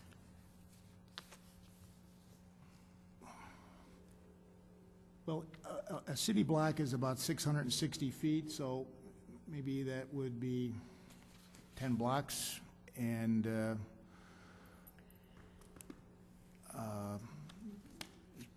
probably 12 houses on each side of the block, so it's a lot of houses, but it doesn't, it's not an apples and orange, it's an apples and orange comparison. I do have a follow-up. Go ahead, Alderman Shea. Yeah, go ahead. Okay. What it is we need to really do both. I'm like Alderman Wagner couldn't understand why we don't want to do this right away. Both need to be done. I don't understand why we're taking money from one of these to another when for the overhead sewers, the residents pay for it up front. They get reimbursed by the city. There's no reason why we cannot reimburse them over time. That way we'll be doing both. We'll be helping the 240 homes and then also the 90 homes. But the most important is we really need the report and the comprehensive plan from the engineer to know what to do systematically in what area, what you need to repair, what needs to be replaced, and then that way we have a better plan of it. But if you're going to push this through for the overhead sewers, please, let's consider paying them over time and still do the sewer lining. Thank you. Thank you, Alderman. Alderman Gutenkopf. Thank you, Mr. Mayor. I actually have a handful of questions, and I don't think we have answers to them yet. I think we don't know what it would cost to put check valves in private homes. How much of this could we afford to do? How many homes could we afford to support if we were looking into check valve systems? I've heard from residents over the past several weeks that there are several different kinds of check valves that we could be investigating. I've seen on the websites of other cities that they recommend as part of a plan that homeowners can implement to protect themselves, that they do a variety of things, and one of them is check valves. We haven't discussed lateral drain inspections. One of the main causes that people get backup in their homes is because their laterals that connect them to the sewer are broken. Laterals are a source of I&I that we just found out this evening on this chart. How much is it going to cost us to inspect the lateral drains, the drains that connect private property to the city drains? How many cubic feet of water would we be removing from the system by installing overhead sewers in only 90 homes versus other options that we might implement? All of these questions remain unanswered. And for that reason, I think we need to be considering and discussing, rather than the motion that's on the table, the minority report. So I move to substitute the minority report for the motion that's in front of us. Second. Okay, we have a motion and a second to substitute the minority report for the motion that's currently on the floor. And discussion. Alderman Nybo? Yeah, I just have a question to anybody who wants to support the minority report, and that's how long will it take for the comprehensive study to be completed and the appropriate funding level determined? Because I don't know the answer to that. Alderman Gutenkopf? You have an answer for that? Mr. Mayor, I'm sorry, I didn't direct that question Oh, to I'm anybody sorry. in particular. I apologize. Anybody who supports the minority report, Right. if you have an answer to that question, please let me know. Alderman Rose? I suppose I have some very similar concerns about this. My question is where we got the $450,000. Is that an appropriate amount? This has been a program that's been around for a long time. Mr. Pagach is here. I'd be happy to tell him I'm not an engineer. I'm a professor, so I don't know much about sewers. I was pleased to hear several things from the city manager, because I did have some questions about efficacy. Does this thing really work? I do know that some folks on Pine said they had those and they didn't, they had overhead sewers and they didn't work, but I don't know about that. I had a question about what we're not going to be doing if we do this. That was answered. I appreciate this. I absolutely appreciate City Manager Borchert says that the consultant, Mr. Burke, will recommend this. I would sure love to get a statement from him saying that he would recommend this as a comprehensive piece. That goes a long way in my mind. But my concern is, one, is this the proper amount of money? Two, how has this been publicized? And what, can we afford it at $450,000? I don't know if we can. And what system is in place to ensure some fair distribution of these dollars? We got 90 people sitting there. Is it first come, first serve? That seems not a good way to do this. If the goal of this is really the good of all, if the goal of it is the good of the individual homeowner, then I think we should call into question the 50-50. Since we're not going to fund sidewalks at 50-50, I think we should ask ourselves what the goal is of this. I'm not saying I'm not going to support it, but I really have some central questions about equitability of distribution of this money. The first person who came in and said, I want one, are they going to get it? Where person number 89, maybe they didn't hear about it right away. We think all this information gets out, it does not. They got a much bigger problem. Are we going to fix number 1, 489? Is there a system in place for determining who would get this?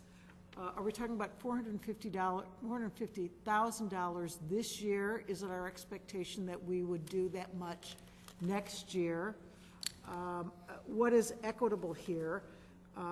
Can we do this is it reasonable to think, let's get those first 50 people this year, let's get another 50 next year? Where did we get that amount? I'm curious about that, so that if we put out a notice tomorrow and said, listen, we're going to fund this overhead sewer program to a greater extent, and we got another 50 people, okay, would we try to increase this to about $700,000 at that point? I mean, what is there an outer limit? So my concern is more really the finances. I don't have any trouble with doing this. I think that this is not a bad idea, but I have real core questions about the determination and not doing knee-jerk and saying 90 people at $5,000 apiece, $450,000, let's go for it. I would like some data to look at that. I really appreciate the manager, the city manager, answering some of my questions. And my last concern is, while I think this is a good idea, I'm fundamentally in favor of it. I have to get some questions answered before I will absolutely support this. I am deeply disturbed that this did not go through our regular committee system. I think committee of the whole, I want to say again, some people think committee of the whole is a way to do this. I do not.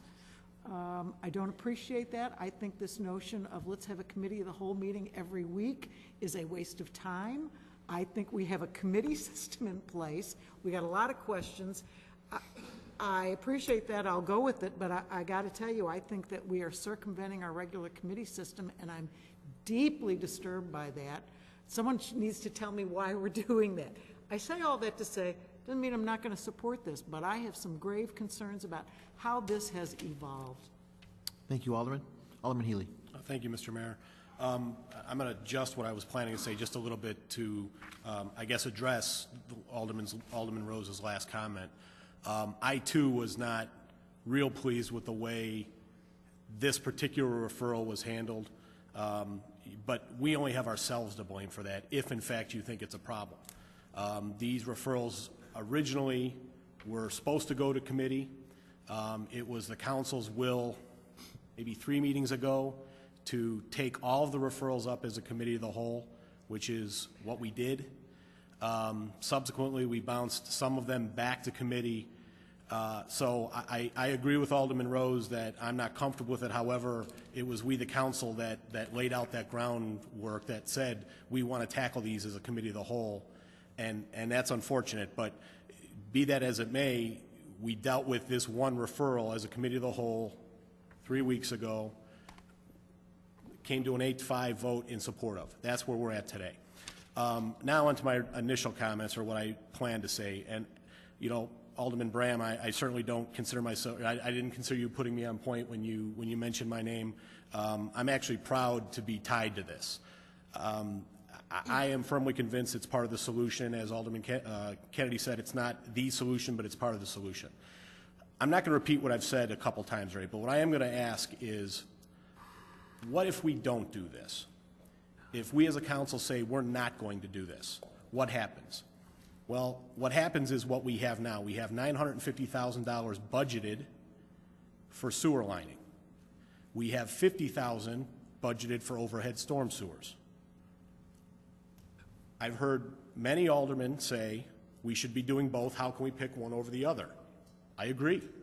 I've heard Dr. Burke say, and to clarify some of the misconceptions about what Dr. Burke has or hasn't said, Alderman Burke has said both are very good at fixing the problem. But what Dr. Burke wouldn't say is one better than the other. He said, I wouldn't say one is better than the other until I have more facts, which is a perfectly acceptable answer. I appreciate that. If we don't move this money, we've got $950,000 in the overhead sewer line program. We've got $50,000 in the overhead sewer program. All this motion does is basically equalize the two. We will still do sewer lining, and we will be able to handle many more requests for overhead sewers. So obviously, I'm supportive.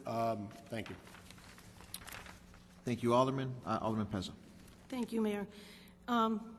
When both Alderman Kennedy and Alderman Rose asked a similar question, it did specifically jar my memory, and it may have been a meeting where Alderman Rose or Kennedy were not able to be present, but I really wanted Dr. Burke to say to me when I asked him the specific question, since we are removing $450,000 potentially from the $950 for the lining of cracked sewers or the replacement of collapsed sanitary sewers, I asked him two things. Do you believe the lining the cracked lining contributes to the clear water getting into our sanitary sewer system? He said yes, absolutely. My second question was, and I think Alderman Healy addressed that, do you then believe that doing one over the other, the overheads versus lining those cracked sewers, one is better or more effective? I can't remember the exact words how I asked it, and Alderman Healy is absolutely correct. He said no, that he could not say at that time one was better than the other, that he did have to do further investigation. For me, that answered the question right then and there. So that's where the buck stopped for me, was his response to that question. Thank you, Alderman. Alderman Nabel. Thank you, Mr. Mayor. I've never been an expert on the Open Meetings Act, but I do try to follow it, and I take it very seriously. And so I have a question for our city attorney. The notion of a majority of a quorum has always been confusing to me, but it's always been my understanding that a quorum is 7, and so therefore no more than 4 members of this body could discuss any pending agenda item at one time. Is that correct? I think it's 5. And I didn't do the math really quickly like you just did, but the quorum is 8, and a majority of the quorum would be 5. So I think it's 5. So Okay. I would think that 5 of you discussing this outside the open meetings would be not appropriate. Well, here's my question. I mean, there's 5 names on the report. It's only signed by 4, but there's 5 names. Does that mean that if the 5 individuals on this report discuss the report at the same time, that would be a violation of the Open Meetings Act?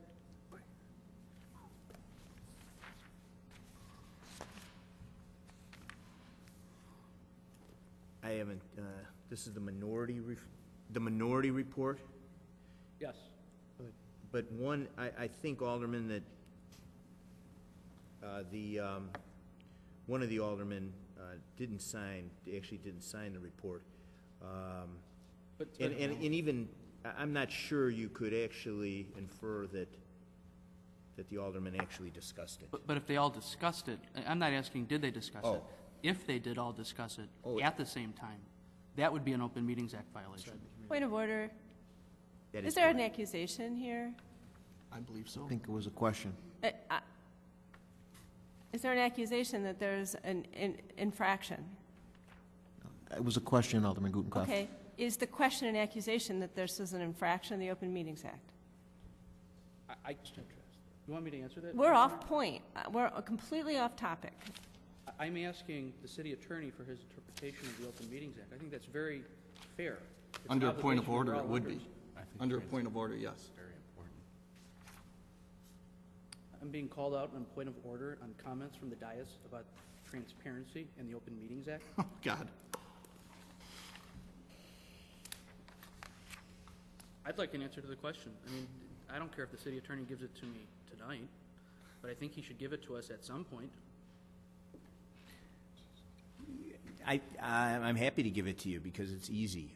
If 5 aldermen discuss a subject matter that's relevant to the city council business without the notice of an Open Meeting Act, it is a violation of the Open Meetings Act, and that was part of the workshop session that we provided the board, or provided the council early on. I think we're getting very close to inappropriate conduct. I don't know if it occurred, but what I see causes me concern. We'll take an Alderman Nabel. Alderman Brown. Yes, thank you, Mr. Mayor. Now on the motion at hand. Okay. In regards to the motion, I think that it's been said by many members in the audience, which are residents of Elmhurst, We're talking tonight specifically sanitary, like the sanitary issue is the only issue we've seen these last few months as the issue in the city of Elmhurst. We've seen overland flooding, which is storm. We've seen that. I don't know how many percentage of residents or homes have been affected by storm. I don't know how many residents have been affected by the sanitary backup. Both are bad. I would say, in my perspective, sanitary in my basement is worse, but both are bad issues. Just because there's 90 names on a list today doesn't mean that there's not 110 tomorrow, and does that mean we ask for an additional increase? I think that we're jumping the gun here on emotions. The emotional thing to do would be to redirect the funds to the overhead sewer. There's a lot of speculation, which I don't have any data, and one of the residents spoke about data, and I brought it up last time I discussed about this. I have no data to say that the overhead sewer program would reduce inflow. I know it was stated by city staff that there's a potential that some of these homes, if not all of these homes, would have, oh gosh, now I forgot what it's called, the sewer around the foundation, the sewer drain, the foundation drain around a home connected directly to a sanitary. That's speculation. I would like to ask, which I have no data from the city, how many of the homes that we've done in the past, the recent past as well as over the last few years of the program, has that really been the issue? I don't have that data. There's many questions that I don't have data for, but instead we're possibly making a move here to do a possible problem, taking a part of the problem and trying to resolve that before we have any of the data to back that up. I need data. I think data is the right way to go. We cannot make decisions on emotion. This is a council that is in charge of an overall budget. And this budget line item that we're referring to was actually called sanitary sewer, not overhead sewer program, sanitary sewer private property protection. And I emphasize the word private because this is about a private home. The private home, if this is so important today, needs to resolve this. Yes, other cities have this program. Yes, the city of Elmhurst has done this program over the past few years. But this does come down to, this is for a private property homeowner. Let's get the data. Let's move on the comprehensive study. Instead of talking about the comprehensive study, let's move on the comprehensive study. The reason for the committee of the whole on a weekly basis was talk about where we're going with the comprehensive study. We haven't really talked about it yet, and it's been months. Myself, and I won't bring in other aldermen, myself and other aldermen have had concern with that, where I have participated in a recommendation to have the weekly committee of the whole meetings, and it was stated in the meeting minutes that we as a city council wanted the weekly meetings to go through the comprehensive study. The comprehensive study is where it's at. Alderman Rose brought up in regards to the money allocation. I don't know if 450,000 is the right number. Maybe it's 200. Maybe it's 900,000. Maybe we abandon the sanitary sewer lining program until we resolve all the overhead sewer programs or overhead sewer issues in the city of Elmhurst. But without any data, I find it hard to make that type of a decision tonight. That's why I'm a firm believer of moving forward with the comprehensive study. I don't know the timeline of the comprehensive study. I, as one of the elected officials on this body, have been trying to push it forward every single week when I didn't see it on the agenda. So I don't have the answers to that. I also tried to speak up with but I was told about the friendly amendment that I could not make any amendments to institute a timeline with the request for qualifications. So we could understand where we're at today. We need to get the answers before we make a decision. Let's not make a decision on emotion. Let's make a decision on facts. Thank you. Thank you, Alderman. Alderman Leader. I guess this is, I've spoken briefly over the last few weeks, but I guess this is more of a summing up of what I think about this. And first of all, because of the $500,000 carryover from last year, we will be able to complete the scheduled $950,000 of sanitary sewer lining and point repairs and still have available $450,000 for the long-established overhead sewer program. That program can accommodate up to 90 families. I don't know how many people that is, 3, 4, 5 in a family. It's a significant amount. And they are freely volunteering to the city to be part of this. The money is already in place. We can do both programs at the same time. And the result is, it will not necessitate any new taxes. The money's there.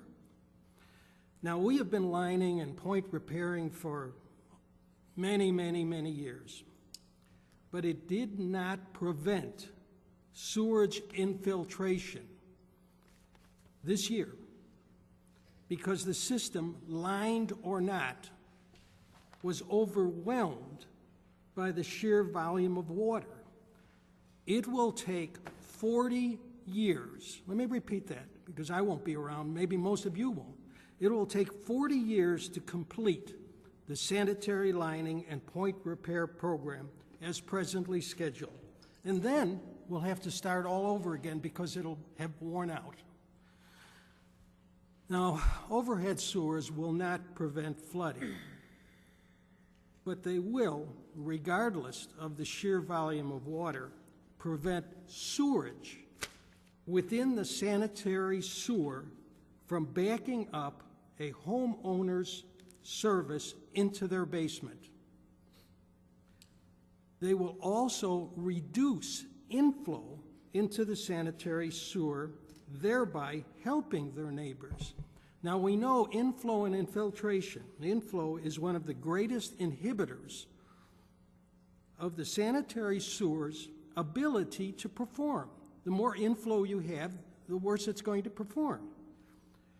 Now, the very worst aspect of flooding is sewage backup. It's the worst. By helping to prevent raw sewage backup in homes, we are going to the very heart of what municipalities are supposed to do: provide for the health, welfare, and safety of its citizens. This is not about money. It's about the health of our families, and what price health. Of course, I support a comprehensive plan. We all do. And any comprehensive plan will include an overhead sewer program. But a comprehensive plan will take up to 10 years to implement and easily cost at least $25 or $30 million, and it will still not guarantee protection of anyone, or I should say, of everyone. Think about that. That's our tax dollars.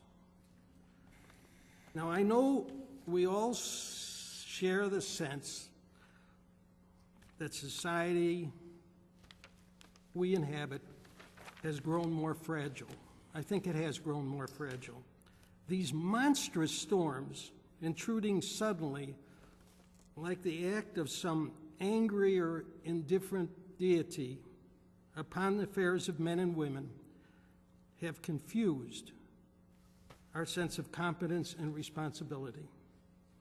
When so many get hurt, it is the human instinct to hold somebody responsible.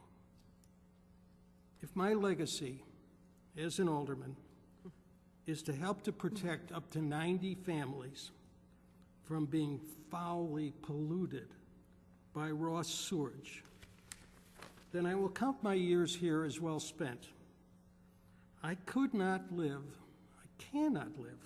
with my conscience knowing that I did not do everything in my power to prevent the next storm cycle from once again inflicting the violation and anguish of sewer backup upon Elmhurst families.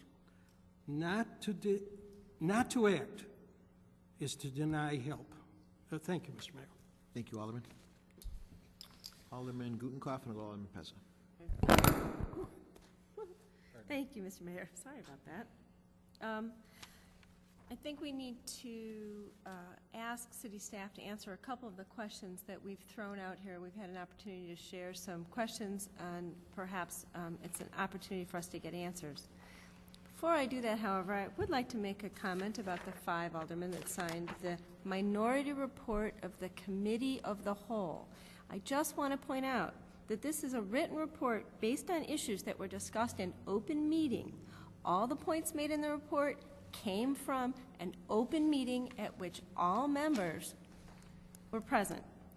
5 people happened to sign the report. That's not a violation of the open meeting. One-way communication between any 2 aldermen is perfectly appropriate. And since this is based on issues discussed in an open meeting, it's a perfectly valid document. So let's get back to this document, which is the one we're discussing now. And perhaps we could get a couple of answers, or perhaps city staff have had an opportunity to discuss among themselves some of the questions, especially some of the questions that Alderman Rose raised about timeline for spending this money, procedures for allocating funds, and for identifying applicants who are going to be prioritized on this list. And so that's my question, if I may, Mr. Mayor, hear from city staff as to what their process is going to be. City Manager Borchert. Yeah, thank you, Mr. Mayor. The city staff has applied the practice that I think has been in play, which is first come, first served, and this overhead sewer program has been in place again for nearly 20 years, if not perhaps even more.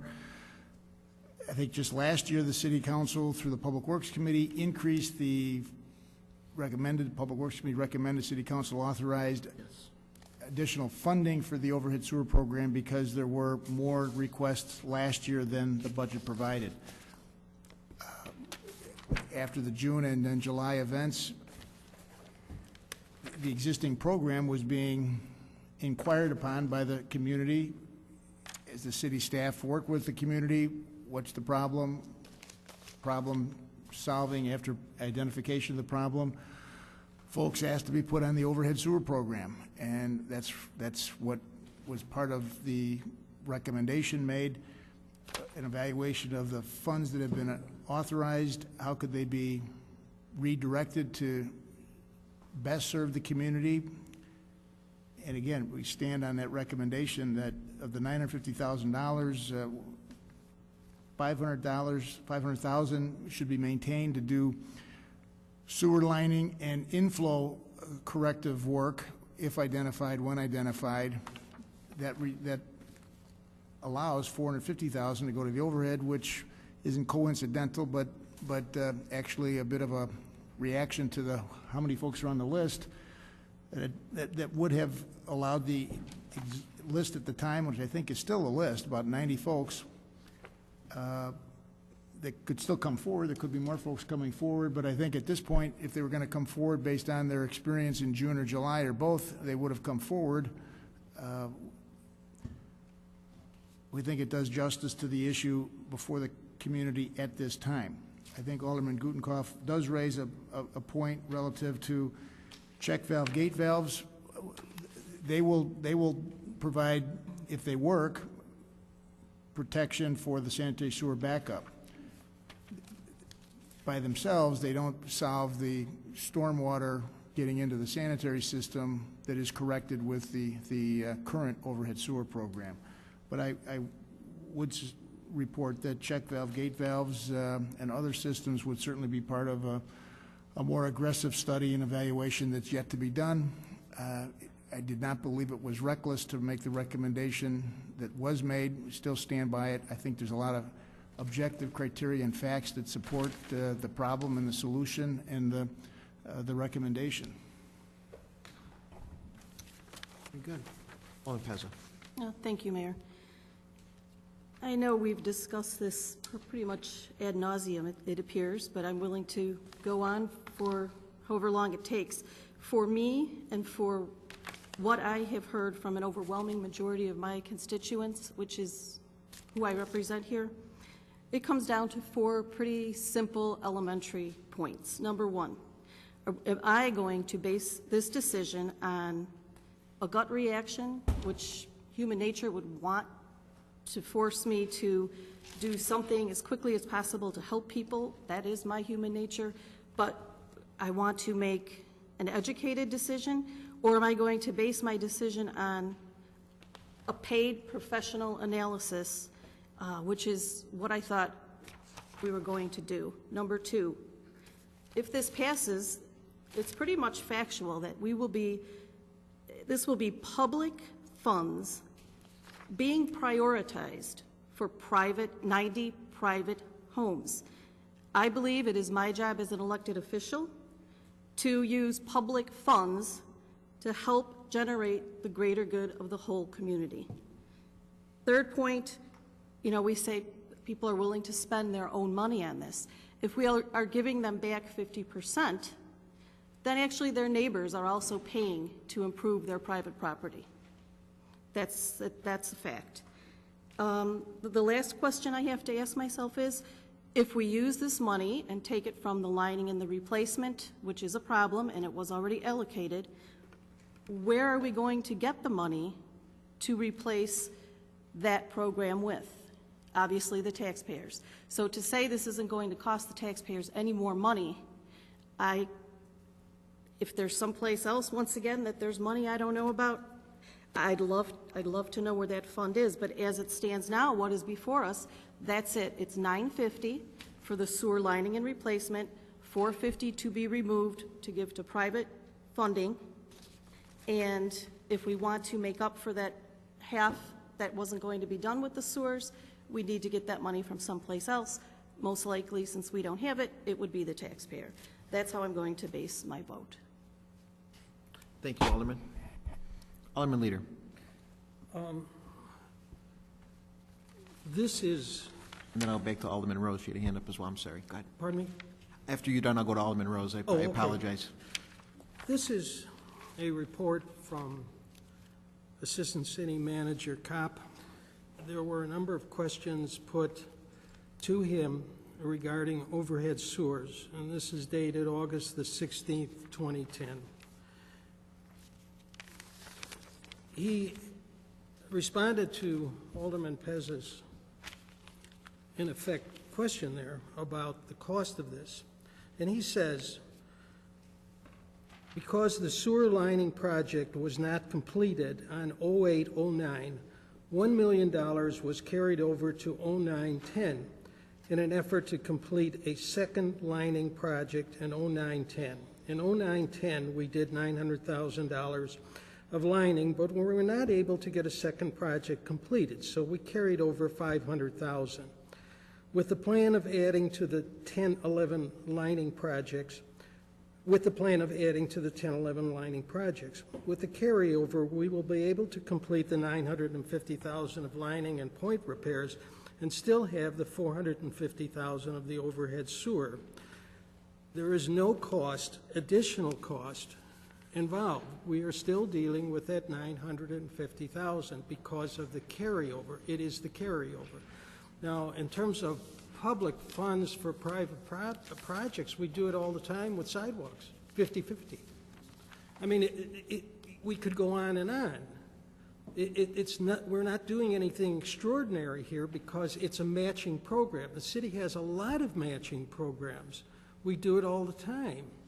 And we're delighted to have a matching program because overhead sewers would still be a good thing, but in this case, the residents, the families, are saying we want them so bad, we'll happily spend up to $5,000 or we'll match the funds. So that's all we're doing here. We're matching funds.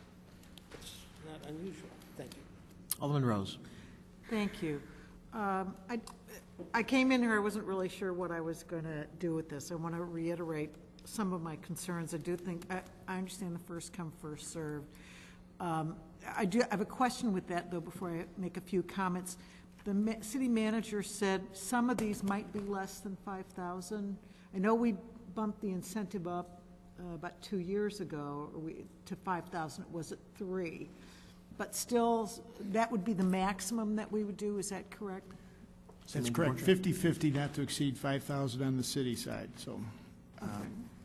In our, a follow-up? Oh, yeah, Alderman Rose, absolutely. In our experience, though, do we have some idea how many of them have been less than 5,000? Have been less than that amount? My understanding that the average is about 10,000. Some are going to be over, some are going to be under.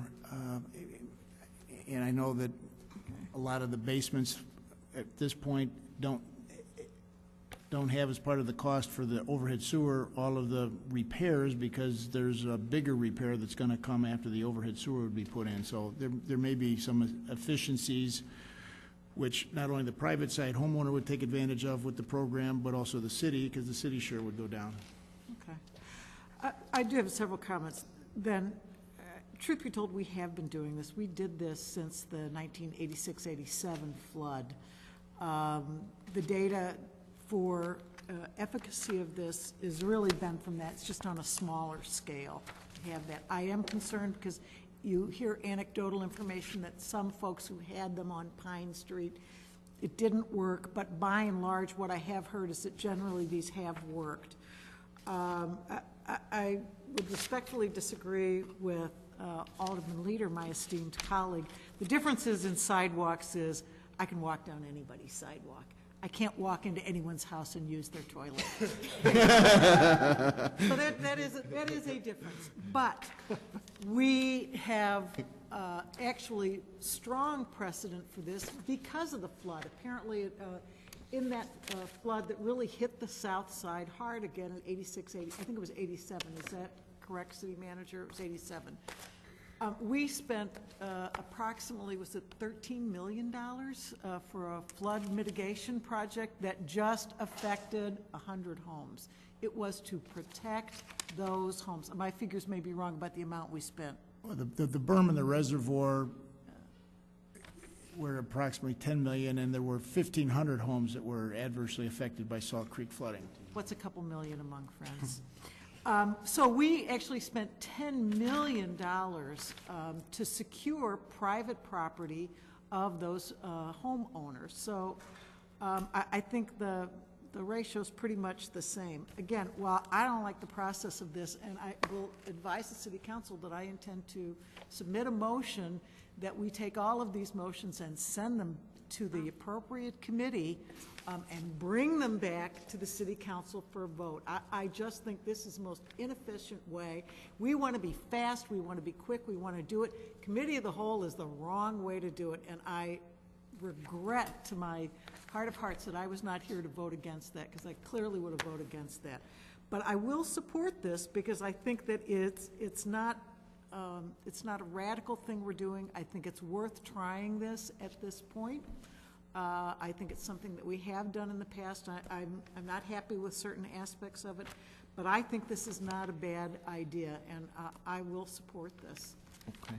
And I'd like to call the question on this one. Okay. Question is called. Now, keep in mind, we have a motion to substitute minority report for the That's the motion. deferred That's motion. the one I'm calling the motion on. So I'm calling the question. we are calling the question on the minority report, and then depending on how that goes, if it passes, that substitutes. If not, it'll go to the deferred motion, and we'll vote on that. So at this time, it is Clerk Spencer to call the roll on the minority report.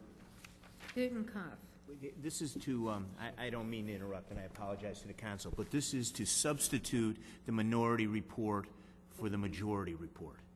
Just so everybody's clear, to substitute the minority.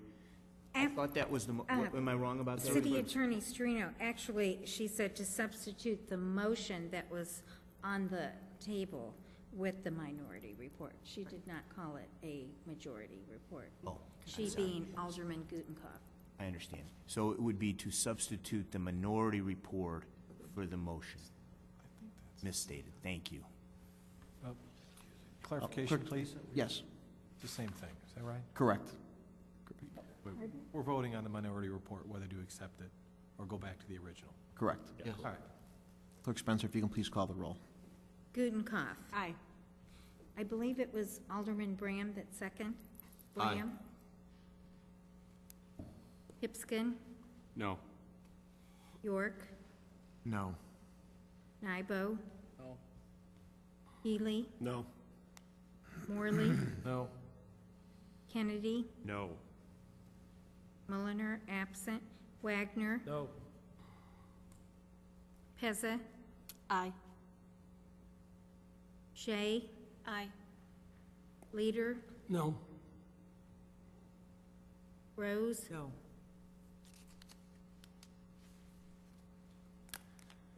Did I get everyone? Okay. I have 4 ayes, 9 nays, and 1 absent. 4 ayes, 9 nays, and 1 absent. The minority report fails. And now we go to the deferred motion, and I'd ask Clerk Spencer to call the roll, please, on the deferred motion. Oh, I'm sorry. Alderman Gutenkopf? Yes, I'd like to make a motion to amend the motion. I would like to amend the motion to include check valves and lateral drain inspections.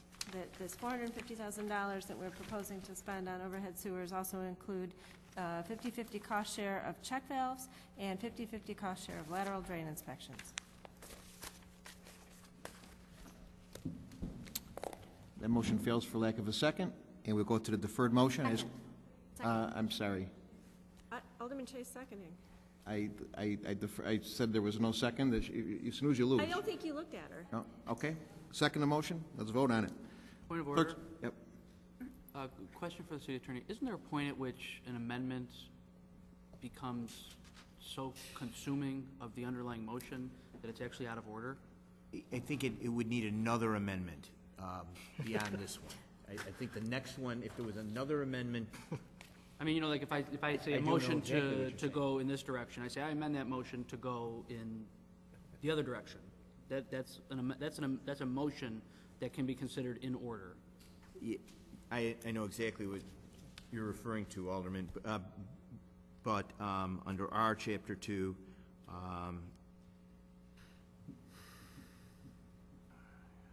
it would have to be it would have to be an amendment to this amendment. Okay. You would have to make another further amendment, and then that would be out of order. So this is an amendment to a motion, and I think it is in order. Alderman Gutenkopf, would you like to make another amendment? I'm just kidding. Discussion? Point of order. Alderman York. And I was kind of, as a proponent of using city dollars to help protect private property, my concern with the check valves, and I've talked extensively with city staff on it, is that the overhead sewer system does get the infiltration of the clear water out of our system, whereas the check valves don't. So it's a little troubling for me, and I probably couldn't support it because, granted, we're helping protect people's private property, but we're not really putting the city in a better place, or the whole system in a better place. So for that reason, I would have problems supporting that. Thank you, Alderman. Alderman Morley. Thank you, Mr. Chair. I appreciate the sentiment, and actually I was preparing Mayor Marcucci, when I first got on the council a couple of years ago, I asked him, what do we do under other business? He said it's worthless. And he said, let me correct that. At that time, it is possible to make referrals, to ask city staff to refer questions to various committees. I bring that up because it was my intent, because I don't believe that there is something of this, of the motion that we're on, that's being considered. I don't believe something of this type is currently under consideration. Similar to the referral that was item I under the consent agenda for stormwater protection. So I actually am in favor of taking a closer look at this a much closer look and a much quicker look. However, I will say, and I will use the logic that I've heard up here, I can't support it in this sense because as it relates to overhead sewers, that is an existing program, as we all know, a 20-year program. These two other issues, which, check valve, and what was the other one? Inspections of lateral. Inspection of lateral, something.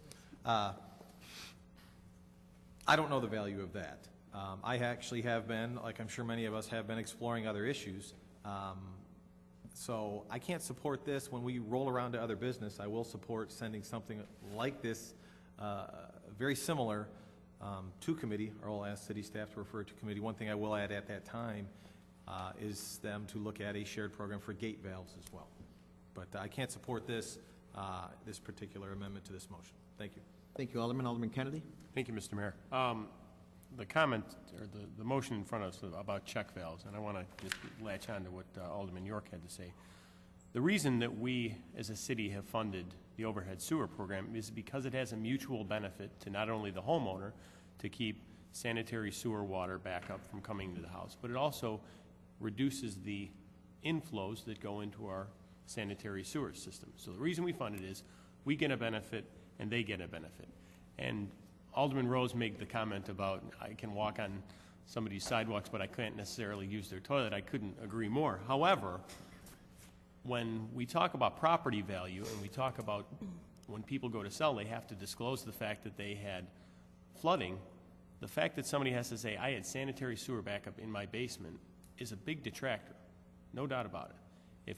If homeowner can, and we can help them do that, eliminate that, so that when they do go to sell, they say, yes, I had this problem, but I've put this fix in place. That benefits all of us from a property value standpoint. So I understand the desire to have the check valve. The problem is it really does no good to the city as a whole to do that. We can help people with that, maybe pick out the right one or the logistics behind it, but it really has no benefit to us. Related to the lateral sewer, or excuse me, the lateral that goes from the house to the city sewer connection, that's the homeowner's responsibility. I have lots of people that have come and told me they hire a contractor every couple of years to have that checked out, to rot it out, to look for, you know, if the tree roots growing into it, and that's their responsibility, and they completely understand it. Again, if we want to help people with identifying how that's best done and contractors that are reputable in that case, that's all fine and good, but I don't think this is something that we want to burden with what we were talking about here. I don't support those additions to this motion, and I think we ought to move forward with the overhead sewer program as we've previously stated. Thank you. Thank you, Alderman Pezza. Thank you, Mayor. I cannot support this either because, point being, and this goes across the board, they're all great ideas. I think they've all been proven to offer help. They're all excellent ideas. That is not the point here. The point is, here we are picking and choosing amongst ourselves. None of us are Dr. Burke, yet we're all picking and choosing what we think we should do, how we should do it. If that's what we're going to do, then I say maybe someone should make a motion that we don't hire a professional engineer at all, and we all just each come up with a list of what we think we should do, how much we should give everybody, and call it a day, and we'll save ourselves $100,000 from hiring an engineer. Maybe that's the answer. Sounds good to me at this point. I cannot support this. All I can support right now is that we go with hiring a professional engineer, get results as quickly as possible, have facts to base our decisions on, and wonderful if every one of these items is suggested, is prioritized, we find the money to do it, I'll sign on the dotted line ASAP. So I cannot support this either. Thank you, Alderman. We'll note that when we figure out the cost, and you'll sign on the dotted line for that, too. Alderman Brown. I couldn't agree with Alderman Pezza anymore. It's back to my statements earlier in regards to facts. I posed the question that still remains unanswered to the city staff of what have we learned of the overhead sewer programs and how many of them had these foundation drains tapped into the sanitary and therefore caused this speculative notion that it increased the inflow of sanitary. I agree with Alderman Pezza wholeheartedly. We can't pick and choose here. We're debating singular things. Everything was sent back to the individual committees other than comprehensive study and this particular program, for whatever reason. I agree with Alderman Rose that they should, the majority of these, including the overhead sewer, should have been debated in the committee and coming back from the individual committees back to the city council, and we probably would have saved ourselves a few hours of debate. But with that said, I can't support the amendment to the motion, and I hope that we can move forward with the comprehensive study very soon. Very good. Alderman Gutenkopf? Thank you, Mr. Mayor. The reason it's so hard to support this is because the original motion doesn't say anything. It just says we're allocating funds to the overhead sewer program. It doesn't say that the intent of the overhead sewer program is to separate sanitary from stormwater. In fact, when we started talking about this, we talked about protecting people's basements. We wanted to keep the sewage out of their houses. If we're going to just keep sewage out of houses, then there are a whole lot of ways we can keep sewage out of houses. And I think that was my point, is that we don't even know why we're doing this. We don't know why we're doing the overhead sewer program. 1 week it's because there's sewer backup, and that's vile and horrible, and you can't sell your house if you have sewer backup. And the next week it's, oh yeah, well now we can separate I&I from the sanitary sewer if we do this magical program. We want this one program to do everything. And in fact, we're trying to make this program substitute for some real planning and real discussion. We have used city money to help homeowners install check valves. That's a great thing. We've already done that. None of you knew that, did you? Well, we've done it. We've done it through the overhead sewer program. So it's not such a big stretch to think that we might use these monies for something else. So because of that, and because we have this really fuzzy idea of why we're funding the overhead sewer program, I can't possibly support the original motion. I'm pretty much in favor of all, or either we look at a whole bunch of stuff or we send it back to committee and hash it out. But right now, I think my best idea is we use it for a whole bunch of stuff, and so I'm going to support my amendment to the motion. Okay, so you support your amendment to the motion? I hope so. Alderman Wagner. Thank you, Mr. Mayor. Otherwise, I'm losing it. Just one last thing. I was not physically here last week. I was here by telephone and listened to another long discussion about the comprehensive plan. I'm just a little confused at why this keeps getting thrown out like nothing's being done on it. It's very strange to me. So I'd like to ask the city manager, Mr. Borchert, is it your understanding that we are in the process with Dr. Burke to analyze a request for proposal and a request for qualification for a comprehensive plan to be done sooner rather than later? We are in the process of doing that today. Point of order. Yes. Is this related to the motion? That's all I'm just asking.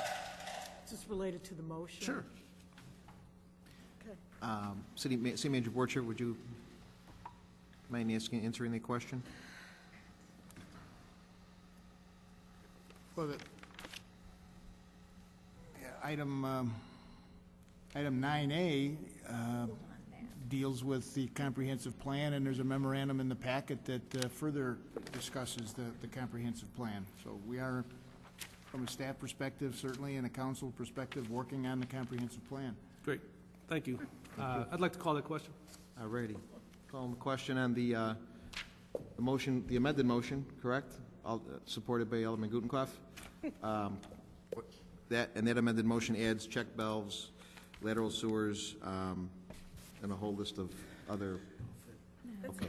That's it. To the overhead sewer program. I ask Clerk Spencer to call the roll, please. Gutenkopf. Aye. Shea. No. Okay.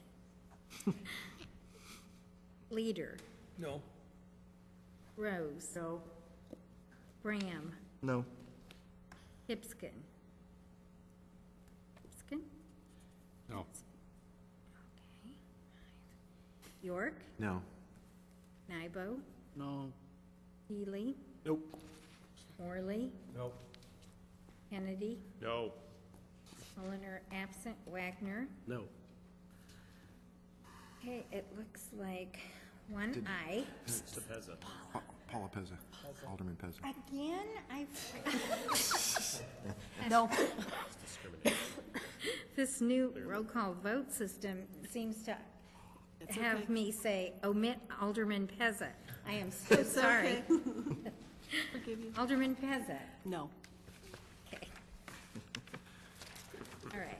One aye, 12 nays, and one absent. 1 aye, 12 nays, and 1 absent. That motion fails. Now to the motion on the floor, the deferred motion. I think we've heard enough discussion. I just clerk Spencer call the roll, please. Hipskin. Aye. Kennedy. Aye.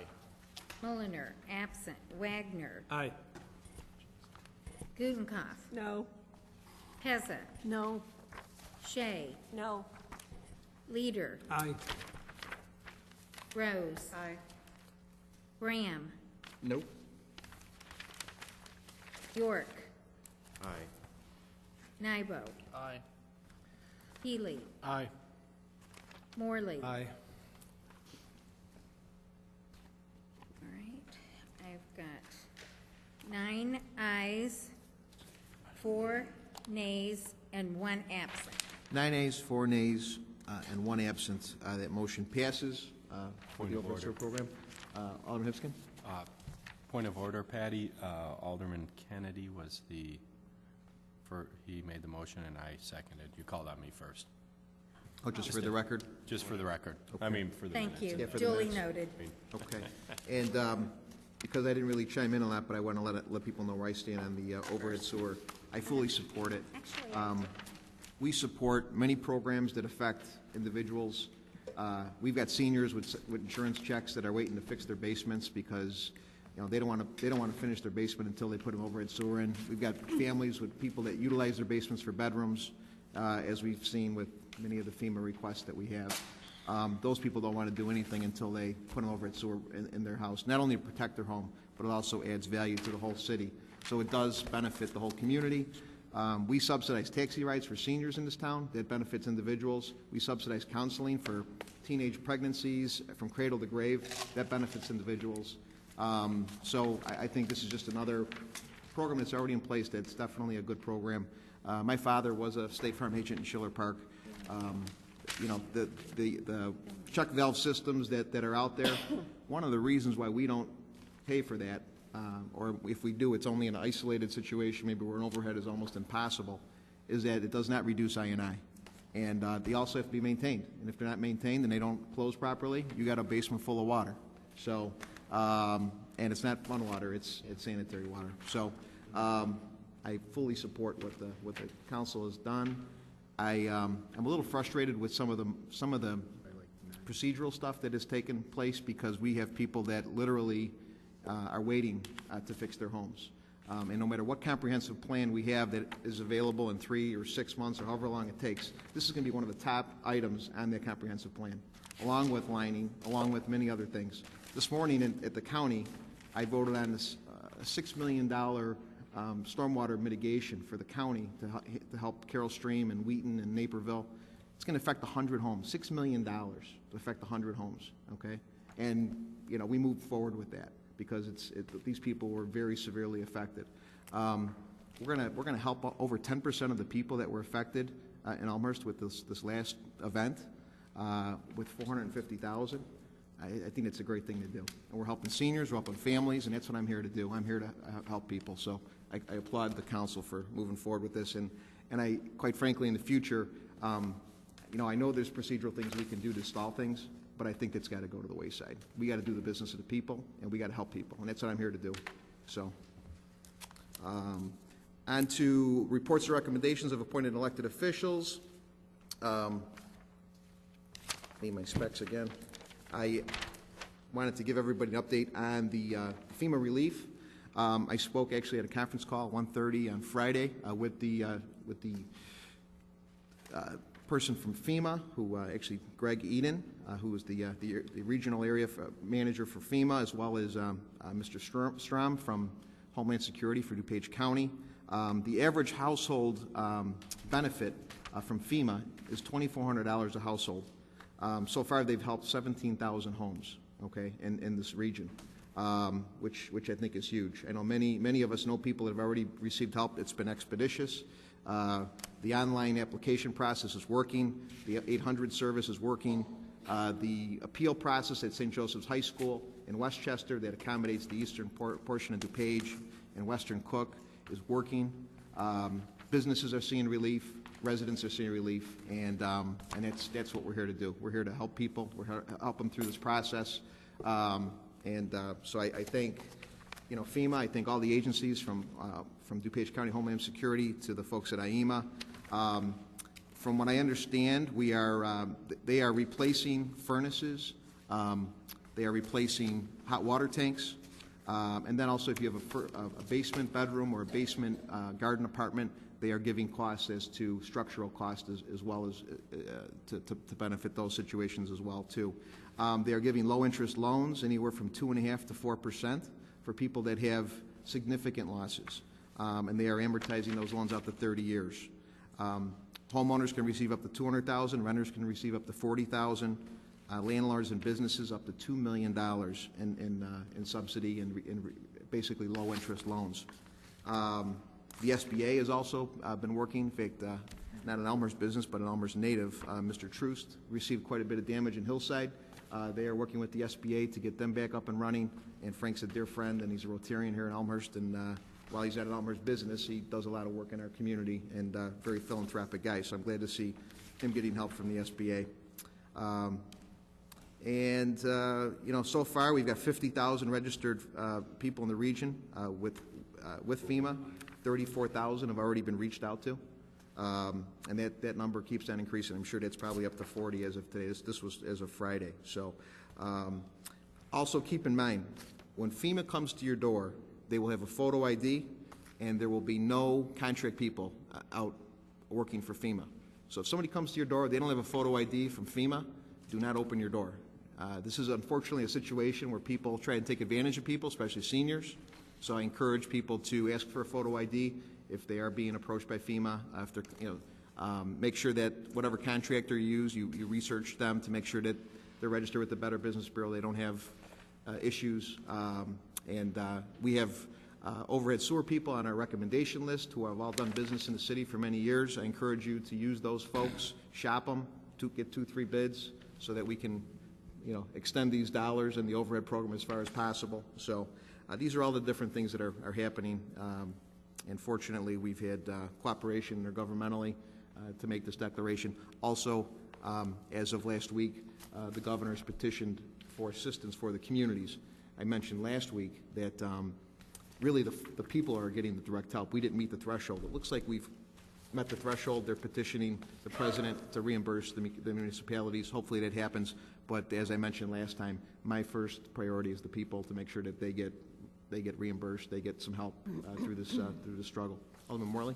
Yeah, real quick, Mr. Mayor, thank you. This is probably the appropriate time to bring it up. I was going to bring it up, but since you're making the announcement, if people are watching, early on in this process, in the flood process, I believe the city asked people who were affected by the flood to petition the city and almost gauge the level of need we had for FEMA. So there was some, I don't know what you want to call it, a preliminary application where you let the city know. It's very important for those people to understand, because I've encountered more than one of them. That is not the official application for your FEMA grant. Go on the website, call the 800 number, whatever it is, but I have had more than one person come up to me and said, I'm still waiting for FEMA to call me, and when you dig a little deeper, it's because they filled out that initial form that the city requested in terms of interest of the amount of damage out there. So please, people, understand that the initial form you filled out, don't assume that went to FEMA or that the city passed that along to FEMA. Please contact FEMA and get the process going directly. And thank just you, Mr. Mayor. Thank you, Alderman. It's a great point. And for the information, the FEMA number is 1-800-621-FEMA, and the SBA number if they're a small business. And they also do help small businesses in the home. So we have a lot of people, home-based businesses. 1-800-659-2955 is the number for the SBA. They're working in collaboration together. Ms. Chavez from the SBA is been overseeing the relief effort here. She was very, very helpful. and we appreciate all your help. Also, all their help, I should say. Also, the disaster, www.disasterassistance.gov is the website where you can apply. We had 2 forms initially. The one we did at Bryan to get the initial assessment. Then we had, once we realized how severe this was, we had the FEMA initial application to meet the threshold form. Once that threshold was met, President declared Illinois a disaster area. Another reapplication had to go through. We've got about a 2-month window to get those apps in. So if people haven't gotten their apps in, or they're thinking they missed the opportunity, that opportunity is still here for another probably 60 days, so October 30th. So please get those applications in. It's not too late, and FEMA is giving out money. I've heard as low as $500. I've heard as high as $20,000, with an average of around $2,400, and it's directly from FEMA. So, so that's my report. Stormwater is going to be, it's not a sexy thing. You know, we're not building buildings with stormwater, but we're protecting people's homes. This morning, we looked at a $6 million mitigation for Carroll Stream, and we looked at about a $9 million mitigation for Naperville. And both of those separate issues were going to affect about 100 homes each. So stormwater is an expensive proposition to fix. So we got to be able to roll up our sleeves and be willing to put our money where our mouth is and help people. So with that, I pass on to the citizen survey, which I think was telling. And City Manager Borchert, would you like to talk about the citizen survey, please? Yes, Mr. Mayor, the City Council has a hard copy of the citizen survey, complete with a transmittal letter, and we've got a very quick slideshow that I will not go through in detail, but we'll get the overview. Also out there, the big item on the citizen survey is that it also kicks off the budget planning. City Manager Borchert, real quick. I'm kind of getting the feeling that we're kind of late, and maybe we've got a couple other issues to vote on tonight. Do you think we could put this off to the next meeting, or is this something that we should address tonight? No, there's no action taken. Okay. The citizen survey has been delivered to the library. It's on the city website. Community has it available to them. The website, the summary PowerPoint we'll put on the website and just leave it at that. Again, the big point is that the budget planning calendar is a team effort between the community, the city council, and the city staff. The staff needs a target, a goal, an objective, and that comes from the community, as articulated to the elected officials, to the mayor, and then the mayor to the manager. So we're looking for the mayor and council goals to be received in late October, and the budget document is put together with those details. Very good. I think we could do this definitely, maybe at the next meeting. I think the telling thing is the proof is in the pudding. Over a 50% response rate on the citizens survey, the highest, I believe, response rate ever, and virtually all the responses saying, we want services and we crave them. We expect quality of life to be high. There's a handful of people that feel parking enforcement is a little bit too much and whatnot. But I was really impressed and quite frankly shocked that I'm not shocked, because I believe people in this town do come to this town for quality of life. They come here for services. They come here because Elmhurst is a fine establishment. So, but this further reinforced that. And so I would encourage everyone to look through the survey, and we'll take it up maybe at the next meeting when it's not so late. So, Clerk Spencer, you want to talk about the election coming up? Yeah, just real quick. I know we're pressed for time, but I think it's important information to get out to the community. Packets for the April 5th, 2011 consolidated election will be available for pickup from the clerk's office in the administration part, beginning Tuesday, September 21st. There are 7 aldermanic positions up for election, 1 in each ward. Petitions can be circulated for signatures starting Tuesday, September 21st. Filing for candidacy will take place Monday, December 13th through Monday, December 20th. Additional information will be posted online as it becomes available, or interested parties can sign up for election information under Notify Me on the city homepage, the website. Thank you, Clerk Spencer. It's important that we have people that are willing to serve and people stepping up, and we look forward to elections for next spring. We appreciate all the people that are serving our community as we speak. So, on to item number 8, ordinances. It's an ordinance. I would ask Clerk Spencer to read the ordinance, please. An ordinance amending Chapter 37 entitled Municipal Occupation and Privilege Taxes of the Municipal Code of the City of Elmhurst, DuPage, and Cook Counties by inserting therein Article 6 entitled Privilege Tax on Purchase of Motor Fuel at Retail. And at this time, I ask for a motion and a second. Alderman Hipskin with a motion. Alderman Kennedy with a second. Discussion? Alderman Hipskin? This is really just the formalization of the motor fuel tax. This is really the final phase of it. I'm sure we're all very familiar with the motor fuel tax, and by passing this tonight, we will then be able to start collecting it. All righty, thank you, Alderman. Alderman Kennedy. Thank you, Mr. Mayor. As I understand, this is obviously going to ultimately general fund these dollars, right? Yes. Correct. Right. Yes. Okay. One of the things that I've kicked around in looking at this is, I think what I'd like to see is that I'd like to make a motion to amend this, that these dollars that we raise from the penny and a half be earmarked for stormwater improvement. There's a lot that we're going to have to spend going forward. I'd like to see us do that. So we have a motion to amend with a second from Alderman Hipskin. Okay, and discussion. Point of order, is that something that you can do? Can you specify certain dollars out of the general fund? I mean, I'm not in disagreement with it, but the motion was to amend, and that's perfectly. I'll defer to the city attorney, but I'm pretty sure that that's perfectly fine.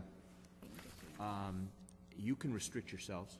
You can earmark funds for particular purposes. Even within the general fund, you could do it if you wish to. It would be your call if you wanted to do that. Okay. And I think, many of us have talked about putting our money where our mouths are, so I think this is a good way to do that. So, Alderman Pezza. Just a quick question, since I'm new, I haven't done this before. How would that actually be accounted for? Maybe that's a question for the city treasurer. How would that be accounted for? How would that be monitored if that were to be? How would we do that? The funds would be segregated into a specific account strictly for that function. Very good. Any other discussion? Alderman Gutenkopf. Yeah, maybe I'm just need to warm up to this idea, but we spent an awful lot of time talking about how we needed to secure general revenue for a wide variety of things, that the point of raising this tax was for the general fund and not for a targeted project. And we've just spent an awful lot of time talking about the fact that we don't yet know what kind of money we're going to need for the stormwater, because we don't have a timeline and we don't have a plan yet, and we picked one project that we wanted to fund.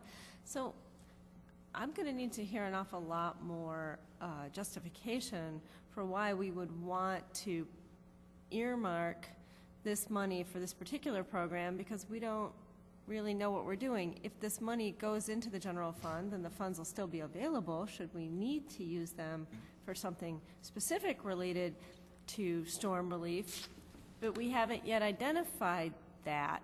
So we're almost tying our hands with this money. It is possible that we will need really large sums of money to handle the flooding issues. If we need really large sums of money, it is the city's policy to bond for that. So if we're going to bond for that, then we're not going to use the general fund for it. If I think I need to hear an awful lot more justification for why we would want to do this and what the specific intent is by putting it into a dedicated fund rather than into the general fund where it could be used for a wide variety of things. Okay, Alderman Nybo.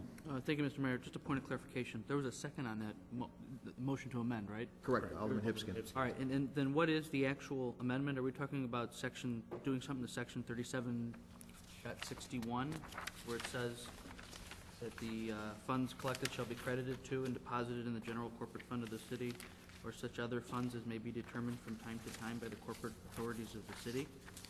I guess what I'm asking is, do we want to make sure that we adopt something specific in the amendment, so that when this passes, it's not going to come in front of us again? Right. So Correct. I think we could make, if the amendment were to pass, I think we would make what I would deem to be a relatively simple modification to section 37.61, indicating that the earmark or segregation of funds would be for flood-related infrastructure improvements. I mean, if that amendment was to pass. All right, so we wouldn't need to vote on that again? No, I think we could make this modification on its face, and what would really happen is, before the mayor, if it were to pass, before the mayor and the clerk signed it, we'd make that modification. We would just change it on its face tonight. Alderman Healy. Thank you, Mr. Mayor. Question. So if we earmark these funds for stormwater flood relief, and we put that fund in, we earmarked it, we've created a separate fund for flood relief in the general fund, is what we're thinking. If we do that, can we then come back later on, and to Alderman Gutenkauf's point, if we were to bond because we needed to, could we then bond into that same fund? Or would we have to do something separate because it's bond? I don't know the rules behind that. I'm fearful that we don't have too many, I'm all for having a flood resolution, allocation fund, but I don't want to send this money there and then create another one if and when we have to bond. Right. City Manager Borchert, you got a hand up?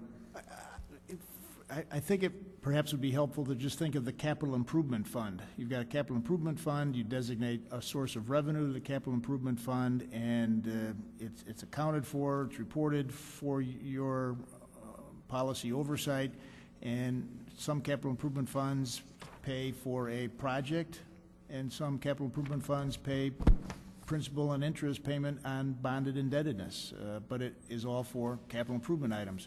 So I understand the motion, it would be that the home rule motor fuel tax would be general fund dollars allocated for stormwater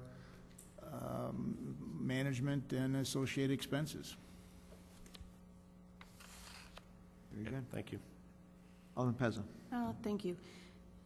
I know I recently asked the city finance director how much, I know we do already have a stormwater fund, and it was verified that there's about $174,000 in there to date. I guess my first question is, would it just go into that? And the second question is that where we took the $199 in bills so far for the flooding from that fund to pay for all the extraordinary flooding items? City Manager Borchert. I think Alderman Pez is referring to the fee in lieu of account, which is a required account for the dollars which the city of Elmhurst has received in payment of those fees in lieu of providing on-site stormwater detention. There's a number of private property projects that went through a variation process, which allows for then a fee to be paid in lieu of providing the on-site detention. The library went through that process, and the big project that went through that was York High School in District 205. So the city has a fee in lieu of account.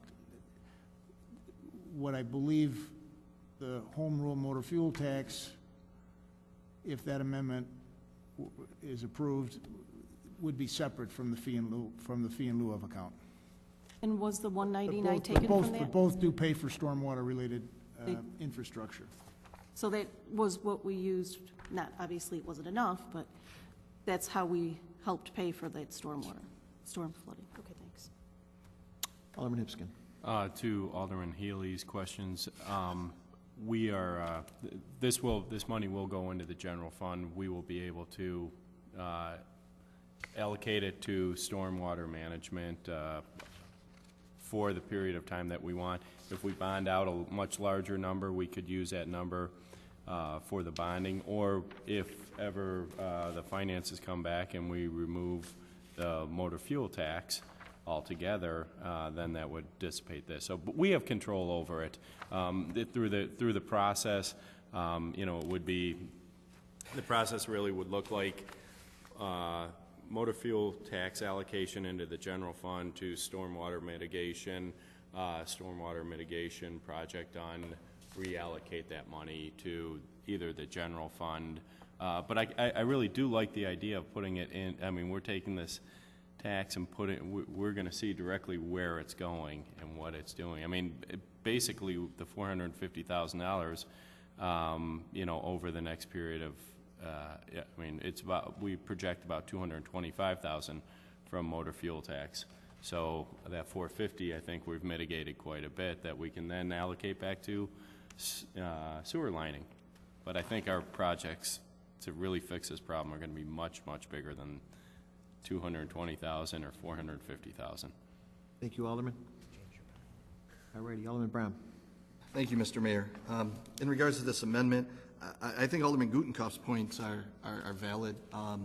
I really don't see a benefit of doing this. The general fund could be spent on almost anything under the sun.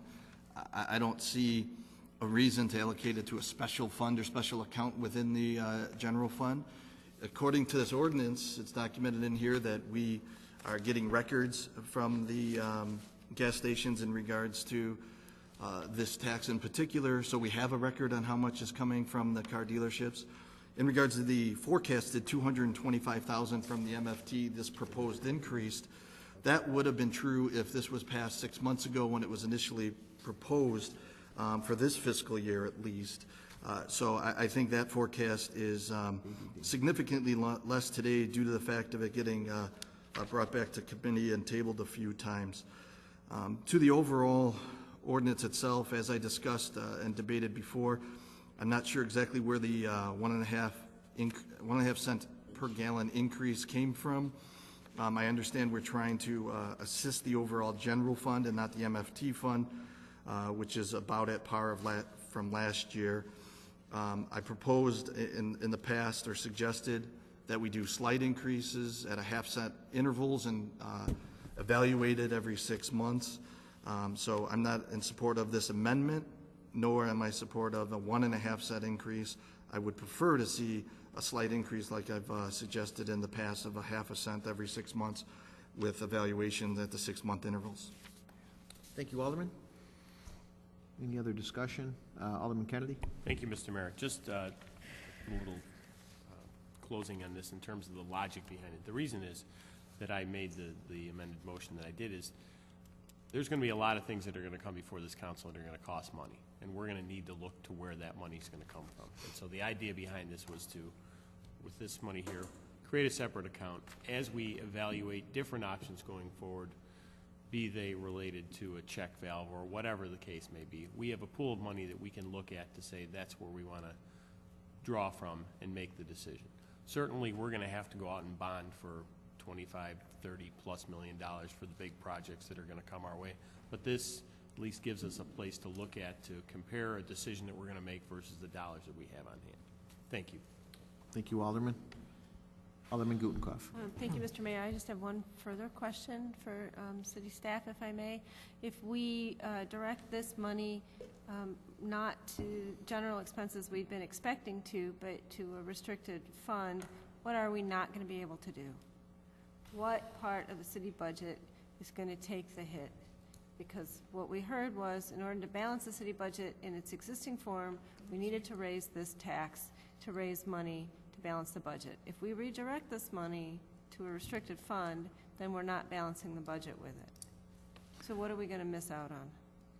City Manager Borchert. Well, the end of first quarter projection of the general fund fund balance projects some very positive news. This was part of the packet on Thursday. That projected that the general fund would be $260,000 in a more favorable position than what was earlier anticipated. Some pluses, some minuses. You properly point out that the city staff has projected that there would be revenue from the penny-and-a-half motor fuel tax. This general fund projection anticipated, I think,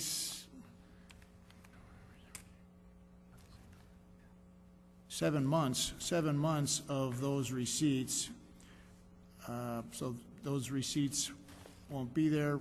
That would draw down the otherwise more favorable projection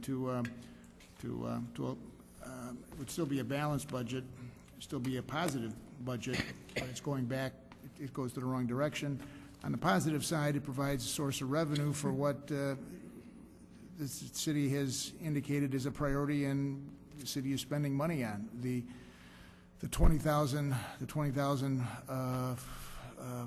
manager's authority for Burke, the anticipated additional Burke contract would have to be charged to contingency. If this is approved, there'll be a revenue source that would not have to be charged to the contingency. The contingency is already overexpended. So it's certainly going to be a well-received for the general fund and stormwater issue to provide for a revenue source. I have a follow-up, please? Sure, Alderman Gutknecht. I just want to be sure that I understand what you just said, that without this tax, it looks like we're doing okay and the city budget is balanced because we had higher than we expected revenue from other sources. And so if we redirect this money to a stormwater fund, we're not taking a hit and the city budget is not going to be short. The general fund is not going to be short any longer. That's what the projection is as of this moment, and that's why the city staff does present and for the city council to review quarterly projections of how are the revenues coming in, how are the expenditures going out, how is that balanced, how does that compare to budget. It's every day things change. On the positive side, there's clearly a desire to spend money on stormwater. Now there's going to be, if this is approved, that source of revenue. We'll still be left with general fund that is not with enough fund balance, working cash fund, not with enough fund balance, and without clearly yet with revenues to provide a healthy source of contributions to those fund balances. So having the motor fuel tax penny and a half going someplace is a serious positive advantage for the community, in my opinion. Thank you, City Manager Borchert. Alderman York, and I'm going to go to Alderman Morley. Yeah, I'd just like to point out that in the ordinance, there is a way that we can monitor the revenue that's going to be generated from this tax in section 37.59. It's similar to the food and beverage tax, where the dealers will provide a monthly report of gallons sold and therefore the revenue generated from that. And then also anecdotally too, it's interesting that even with this on the table and everything like that, we recently have gotten another gas station committed to this town too. So I would like to think that perhaps we'll even see some additional revenue generated, certainly on our motor fuel tax from the gas station, but this particular gas station has quite a convenience store too that does a lot of business. So I think it bodes well for what companies think of the economic climate in Elmhurst. Thank you. Thank you, Alderman York. Alderman Morley. Call the question. Very good. We have a call to question on the floor. And to clarify this, Clerk Spencer, could you please clarify the amended motion, please? Well, as I understand it, Alderman Kennedy moved to amend saying that the motor fuel tax fund, money from it can be determined anyway, and he wanted to allocate it specifically to like stormwater Yeah, mitigation. Is that correct? Something Dave. like that.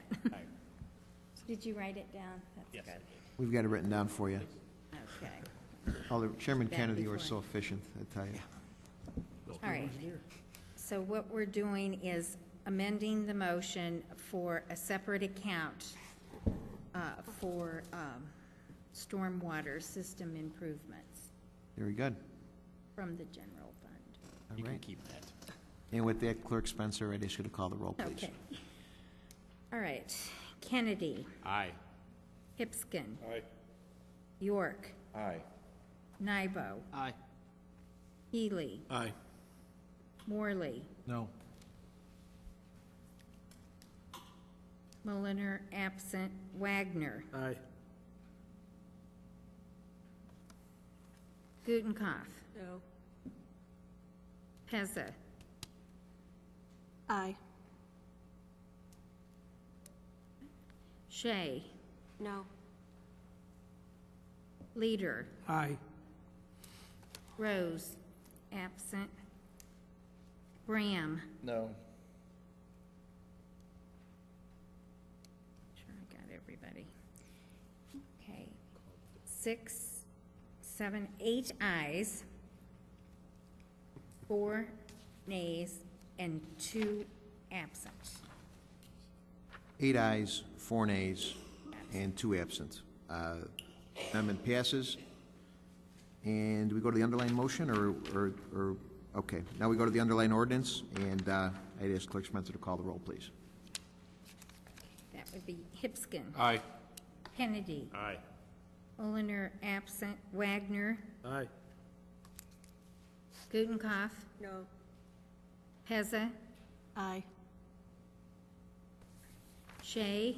No. Leader. Aye. Rose. Absent. Graham. No. York. Aye. Nybo. Aye. Healy. Aye. Morley. No.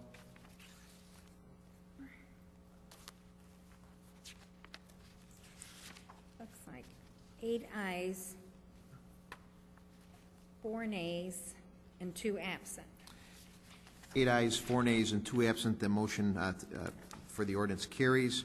And I would just like to say, I think that was excellent with the amendment. I think water, these funds, which are about 60% going to come from out of non-resident people that drive through our town. We've got a new gas station and just signed a contract for the property at York and Lake Street, the old Stevens Steakhouse property. It's going to get a lot of action off 290. And having the dollars, go to help people directly. I have to commend Alderman Pezza, because I think you made a great move in your decision on this vote. And I think, you broke from your traditional views, but I think bottom line, we're up here to help people. And that's what these dollars do. And tough decisions have to be made, but we got to make them, and so I commend you for what you did, so. And the other 8 as well, the other 7, I should say, so. All right, on to item number 9, resolution. It's a resolution. I'd ask Clerk Spencer to read the resolution, please. A resolution to approve and authorize the execution of a professional construction engineering services agreement by and between Christopher B. Burke Engineering, Ltd. and the City of Elmhurst. And at this time, I'd ask for a motion and a second to put this on the floor, please. Alderman Healy with a motion, Alderman Wagner with a second, and discussion. Alderman Healy, would you like to discuss, or are we going to go right to a vote here? Wait, Alderman Gutenkopf. I have a question. Go ahead. On page 12 of the resolution, there's a reference, I think it's on this page, yes. There's a reference to Dr. Christopher Burke making all presentations and leading all workshops. And I'm wondering if this is perhaps just a carryover from his original proposal, or if we're still expecting Dr. Burke, despite everything we spoke about at our last meeting, that he would be making presentations and leading workshops. And I noticed that there's an associated fee for Dr. Burke's presentations at a little bit higher than I think most of us were expecting as per our last discussion. His workshop consultation fee is proposed to be $7,500. So I'm kind of wondering, how come it ended up so high? Alderman Rhodes is pretty adamant about a fee she had in mind, and we discussed having Dr. Burke consult with staff, but yet have staff do the workshop presentations. City Manager Borchert, I'll defer that to you. Before you start, I think I'd tell you is my father used to be a teacher too, and he used to put hours and hours in before he get to a class, and he might put 2-3 hours in before he taught that hour class. So I think that kind of equates to, we're going to let staff do some of this, but the people of this town want third-party advice. They want to be able to trust the advice, and not that they can't trust staff, but I think the message we got loud and clear at Brian was we want an outside person to confirm, to look at, to help come up with solutions. So I think still a lot of this legwork has to be done before staff makes that presentation. But City Manager Borchert, I'll let you further. I believe on page 12, as Alderman Gutenkopf has identified, the revised scope of work does not involve Dr. Burke making the presentations. That would be city staff. But I believe there still needs to be significant work done by the Burke firm relative to the assistance with the workshops that I covered in the memorandum distributed to the council September 2nd. Would be my point, if I'm correct, that the council does want city staff to be utilized to review city operations, and the revised task with Burke has been modified in that regard. However, I'm reading, it's critical that the Burke firm be involved in providing support material for the workshop, including exhibits and graphics. In addition, the task description has been broadened to be clear that the consultant will provide a best practice design for sanitary and stormwater infrastructure to review the pros and cons and limitations of various design standards of those best practice designs. There's a real need to compare the Elmhurst systems to standard practices, and that is best done by the outside consultant. City Manager Borchert, real quick, when we originally talked as well too, because of headcount being down, and we've got an assistant city manager that's wearing 2 hats. He's a fire chief and he's assistant city manager. Staff has been stressed, and given the magnitude of this issue, given the concern that the people have that they get another set of eyes that isn't necessarily staff eyes on this, that was your recommendation. That's clearly what I heard at the meeting and at subsequent meetings, and frankly from the council, that we need a new eyes on what is the existing situation and what are best practices. After that, city staff can explain what city has maintained and how it maintains it. Very good. Any other questions? Alderman Pezza, and I'll go Alderman Brown. Thank you, Mayor. I saw this also, and I could not remember because these meetings seem to overlap and my memory doesn't always serve me correctly. So I went back and watched the Committee of the Whole meeting last week, where we actually addressed, or whatever week it was, 2 weeks ago, where we actually addressed all these itemized dollar amounts. And Alderman Rose, and I believe Alderman Morley seconded, specifically said $3,000 to $4,000, and that was in the motion to amend the report. It was to take out the workshops, and Alderman Rose specified $3,000 to $4,000 for the consultation portion, which I thought made sense. It seemed fair. The council voted on it, so I'm not sure if it's common practice for the will and consensus of the council to just be changed whenever or however. This is the first time I've really seen this done, so I'm not sure how we came to that when it was amended and voted on, and it apparently was the will of the council. So that's where I'm confused as to how and why that changed. City Manager Borchert. Well, you are 100% correct as far as you went with that discussion. The rest of the discussion was that the city staff can't be trusted to explain what the state of the art is and what standard practices are. And I clearly understood that that's something that Burke was to do. So Burke provided for that and took out what was taken out. So Burke won't do what you don't want him to do. Staff will do what you want us to do. But I think Burke has got to prepare the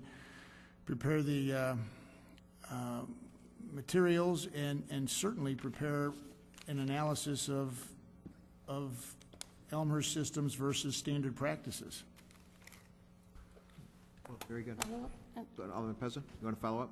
I guess so. So since it was an amendment and it was voted on and that was the amount stated, do we have to re-vote on that, or is that just okay because that's what's in here now? How would that work? City Attorney Storino? Yes, this is the operative document. What you approve here is what actually gets implemented. Okay. Alderman Brown. Thank you, Mr. Mayor. As Alderman Pez's concern I think are just, I have the minutes of the Committee of the Whole meeting in front of me of Monday, August 30th, and I will quote from it verbatim. Alderman Rose moved to amend the motion to change the money amount in the proposed contract amount for Task 2 from $15,000 to a certain amount to be determined by the city manager that should not exceed $3,000 to $4,000. Alderman Morley seconded. Roll call vote on the motion as amended, and there was 10 ayes, 0 nays, and 4 absent. So to reaffirm the concerns of Alderman Pezza, I too was shocked to get the actual resolution, so I'm not sure on how the direction of the council that was a consensus, no nays, 4 absent, and we get a resolution that differs from that directive. I do understand that it was reduced from the 15,000, but there was no concern during this discussion of that 3,000 to 4,000 would not be sufficient on the task that we laid out at hand on August 30th. The other point that I want to make is Task 4, attendance at meetings, and this is what I tried to make last time, but I was cut off because we already did a friendly amendment, so there's no further debate or amendments allowed. Task 4 states on page 2, engineer will attend various city council, committee of the whole, or other meetings with elected officials and city staff. I am concerned, and I have heard concerns from many people to have Dr. Burke be participating in ward meetings at any point at time. I've heard only from hearsay, I have not witnessed to, that this has already occurred in the past. I would prefer that, and I will make an amendment to that, that we do not have Dr. Burke go to ward meetings. Dr. Burke should attend committee of the whole meetings, should consult with staff. I 100% agree. We should get our dollars worth from Dr. Burke. On both of these tasks, Task 2 and Task 4, currently, well, if Task 2 is revised back to what was consensus the previous committee of the whole meeting, down to 3,000 to 4,000 at maximum, that's 20 hours of his time to do those tasks. For Task 4, attendance at meetings, that's currently allocated at 6,000. It's getting late. I think that's 30 hours to attend meetings. In my estimation, that's significant hours allocated for both of those tasks. If we look, and Alderman Nybo asked the question earlier in the council meeting about where we are with the comprehensive plan. If you look at this, assistance with the RFQ is allocated fee of $500. That's 2.5 hours of Dr. Burke's time if he's the one to do it. So if we move forward with this tonight, I think that we could make great headway in a short amount of time, since the RFQ, at least from this schedule of fees, doesn't seem to take much input from Dr. Burke. But I would like to see Task 2 conform to what was passed as consensus, as majority at the Committee of the Whole meeting, to be no more than $4,000. So I would like to make a motion to amend Task 2 to be no greater than $4,000, along with to strike attendance at, or what is that, on page 2, remove on task 4 or other meetings with elected officials. One second. Point of order. Yes, Alderman Wagner? I have a question. Yeah. City Manager Borchert, is it possible there's more than one workshop going to take place? More than what? Workshop, task 2, workshop consultation. Is that what we're, with the notes, I happen to have the minutes myself here, Alderman Brem. Task 2 went from 15 down to 3 or 4. I was by phone, by the way, just a reminder. But so, I had thought there were more workshops, not just one workshop. And I took it as actually I took it in my head that it was gonna be 5,000 each. I thought there was 3 of them, but I could be mistaken, and that's I guess, a point of clarification I've been looking for. City Manager Borchert? My understanding from meetings that I didn't attend, that there was discussion about the sanitary sewer system, about the storm sewer system, about the wastewater treatment plant, and about Salt Creek. And Dr. Burke repeated that he was attempting to respond to the concerns he heard at those meetings he attended for 4 workshops: sanitary sewers, storm sewers, wastewater treatment plant, and Salt Creek. Okay, very good. So if we break it down to 4 workshops, and he's must be looking at 5 hours each at or 7,500. Maybe he's going to have an extra assistant or something like that. I guess I'm just having a little bit of trouble trying to understand what the issue is. Maybe you can help me understand that a little more. City Manager Borchert, if I may, this revised agreement, Alderman Rose threw it out there, you know, this shouldn't cost any more than $3,000 or $4,000. Well, she means well and everything else, but I think after we, city attorney, city manager, and the engineer sat down and said, okay, what do you want us to do? All the behind-the-scenes work that needed to be done for the staff to actually do the workshop, so that it's engineering work, third-party, second set of eyes versus our own staff who's already taxed and are not necessarily trusted by residents. They would maybe save a few bucks and do the presentation, but the actual legwork, the behind-the-scenes work, is going to be done by Dr. Burke. So, and at a cost of more than $3,000 or $4,000. But I think we've got wiggle room here to do that. And if you know you made it a motion to amend to bring that threshold down, I personally, given the fact this is a professional service, and given the fact of the severity of the situation, we got to let staff do their job, and we got to let you know, our city attorney work with our engineering firm, and I think we've got a pretty good proposal here. However, if you want to make changes, it's up to you. I think we should move forward. Alderman Pezza. Thank you. I don't actually consider it a change. I consider Point of order. Sorry, Alderman Pezza.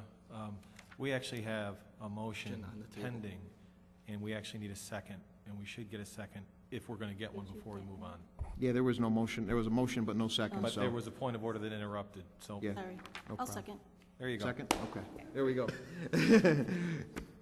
So I can talk again? Yes. Go ahead, Alderman. Okay, I don't think this is, I don't actually even look at this as a motion to change it. I think the wording should be to correct it. It was the will and the vote of this council. And that's what it is, period. It was a vote by the city council. And if we, I mean, it scares me to think if we can do this with this, then I guess why do we vote on anything? Why are we even here? That's why we're here, is to vote on items and to make policies and set parameters, and that is what we did. And I don't think it was just because Alderman Rose meant well. She stated a dollar amount. It got seconded. We voted on it, and it passed unanimously. And I think it should state what the minutes and the meeting and the vote reflected, and if need be, and there may be a need, that we need more money because something pops up, and I guess it's not totally out of the question that obviously, Mr. Borchard could come back and say, we had to do X, Y, and Z, and we didn't expect to, or we could just okay it later. But at this point, what's upsetting to me is it was the will and vote of the council, and that, period, that's what it was. So I guess if somebody wanted to make a motion to up it from what our will and consent was, they could do that. But to me, it should reflect what the actual vote stated. That's how I see it. Okay, Alderman? Alderman Gutenkopf? City Manager Borchard, I'm sorry. You know, I tried to be very specific with the September 2nd, 2010 memorandum, and that's what I think I have to just beg your indulgence, and based on the information analysis done, staff, council, committee whole workshops, and the meeting that Christopher Burke was queried on, it was a revised scope of services which have been provided, and very clearly identified it. It is inconsistent. I grant you that. September 2nd, I tried to provide an update. We'll certainly follow your policy directives. But that was in conflict with what you asked to be completed. So Burke and the attorney and the manager said, to get what you wanted completed, here's the scope of services and a contract to match. And if I may add, I as the mayor who heard the people, encouraged the engineer to do more and more work, except for maybe a presentation that staff can do. And I don't think the legwork can't be done by staff. The legwork's got to be done by the engineering firm, I think, to pass a sniff test with the public. We owe that to the people. And if it's an extra $5 grand or $8 grand in the grand scheme of things, when you got 800 people at Bryan doing this, saying we want somebody else to come in and you know, take a look at this, I think it's only telling, you know. So, Alderman Gutenkopf. Thank you, Mr. Mayor. I'd like to quote from the minutes of the Committee of the Whole meeting. It was the general consensus of the council that the city staff take on task 2 of the proposal and save the city $15,000. Alderman Rose moved to accept the proposal contract. Alderman Morley seconded. Discussion ensued regarding the timing. Alderman Rose moved to amend the motion to change the money amount in the proposed contract for task 2 from $15,000 to a certain amount to be determined by the city manager that should not exceed $3,000 to $4,000. That's pretty clear. And the way the minutes reflect the meeting, and they mirror my recollection of the meeting, was that after much discussion about what these 4 workshops might be, and I do apologize to Alderman Wagner, at some point we lost the phone connection, and it is perhaps about this time when the phone connection failed. So right before my vote. Yeah, exactly. That we made some comments about how much we valued staff's expertise about our systems within our city and their ability to explain our systems to us. So, in fact, what we were hoping to have Mr. Burke consult on was some of the best practices within a very specific professional realm. Things that he does every day that our staff don't do every day. Our staff, however, know how our city systems work. These 4 workshops were designed to explain our systems to us, and we thought that it might be a most cost-effective method would be to have them explain to us and have Dr. Burke consult with city staff to make sure that they were current on upcoming legislation, pending changes to stormwater management issues that they may not be current on because they're generalists and he's a specialist. So I think the assumption was that that $3,000 to $4,000 would buy us enough consulting time to ensure that staff had information that they could then present to us. I don't remember making disparaging remarks about staff's abilities. In fact, I remember praising them quite highly because I think they do a good job. I do recall Alderman Rose saying those things very specifically, which is what I believe was the argument that led up to this. And since it was the general consensus of the council a week ago that staff take on task 2, I think that we might approach this by saying to Dr. Burke, we want to spend $4,000 on you updating our staff. how much time is that going to buy us? That's what we're going to spend. It's how much money we've got. Give us that amount of time. And I think several of us are discouraged that it came back quite a bit higher than we were expecting, and to hear that staff have interpreted our comments as disparaging of our staff's abilities, and I'm not, you know, I hope that we didn't mean. Alderman, can you wrap it up, because I'm hearing the same thing over and over again. Well, I don't think we meant to say that. I think we meant to praise staff very highly. Very good, thank you. Alderman Morley? Call the question? Mr. Chair. I'm kidding. I know it's painful for me sitting up here. I cannot imagine what it's like for these people in the audience. Yeah. However, in an effort to compromise, I'm going to make a suggestion. It's merely a suggestion. I can't amend to amend. But I don't believe that this current ordinance reflects resolution reflects what was discussed and decided during the last meeting. I specifically remember adding up the total after Alderman Rose moved to add $3,000 or $4,000 to that line item and no more. The number I had was $23,500. Here's what I'm proposing. First of all, this is simply consulting and simply a proposal. This, well, as Alderman Healy will call him, Alderman Burke, but Engineer Burke is going to go like this in his consulting. And you know what? $13,000 into it, city staff's going to say to us, Engineer Burke should be heading in this direction or this direction. So if you've ever dealt with a consultant, you know it's a working process. This is a template, but it's not exactly 100% what's going to follow. What I'm hoping we can do to show the people in the audience and show the people who are watching that we can compromise and to show them that we can actually achieve a consensus is to do a little bit of both. That is, take line item number 2, task 2, remove $3,500 out of that. Bring that down to $4,000. Appreciate Alderman Brahm's issue with task 4, however, not to change the proposal beyond simply the amendment that Alderman Rose and I approved previously. That's my suggestion, to achieve a compromise to all of us, to show everyone out here we can achieve a compromise. I can't formally do that because I can't move to amend and amend, but Mr. Chair, maybe the two aldermen who did amend or have the amendment on the table would consider removing one part of the amendment, and we can all vote. Which part? Task 2. What was can Clerk Spencer reiterate what the second part was, please? What I heard Alderman Morley say was to make the $7,500 that's on the resolution to $4,000.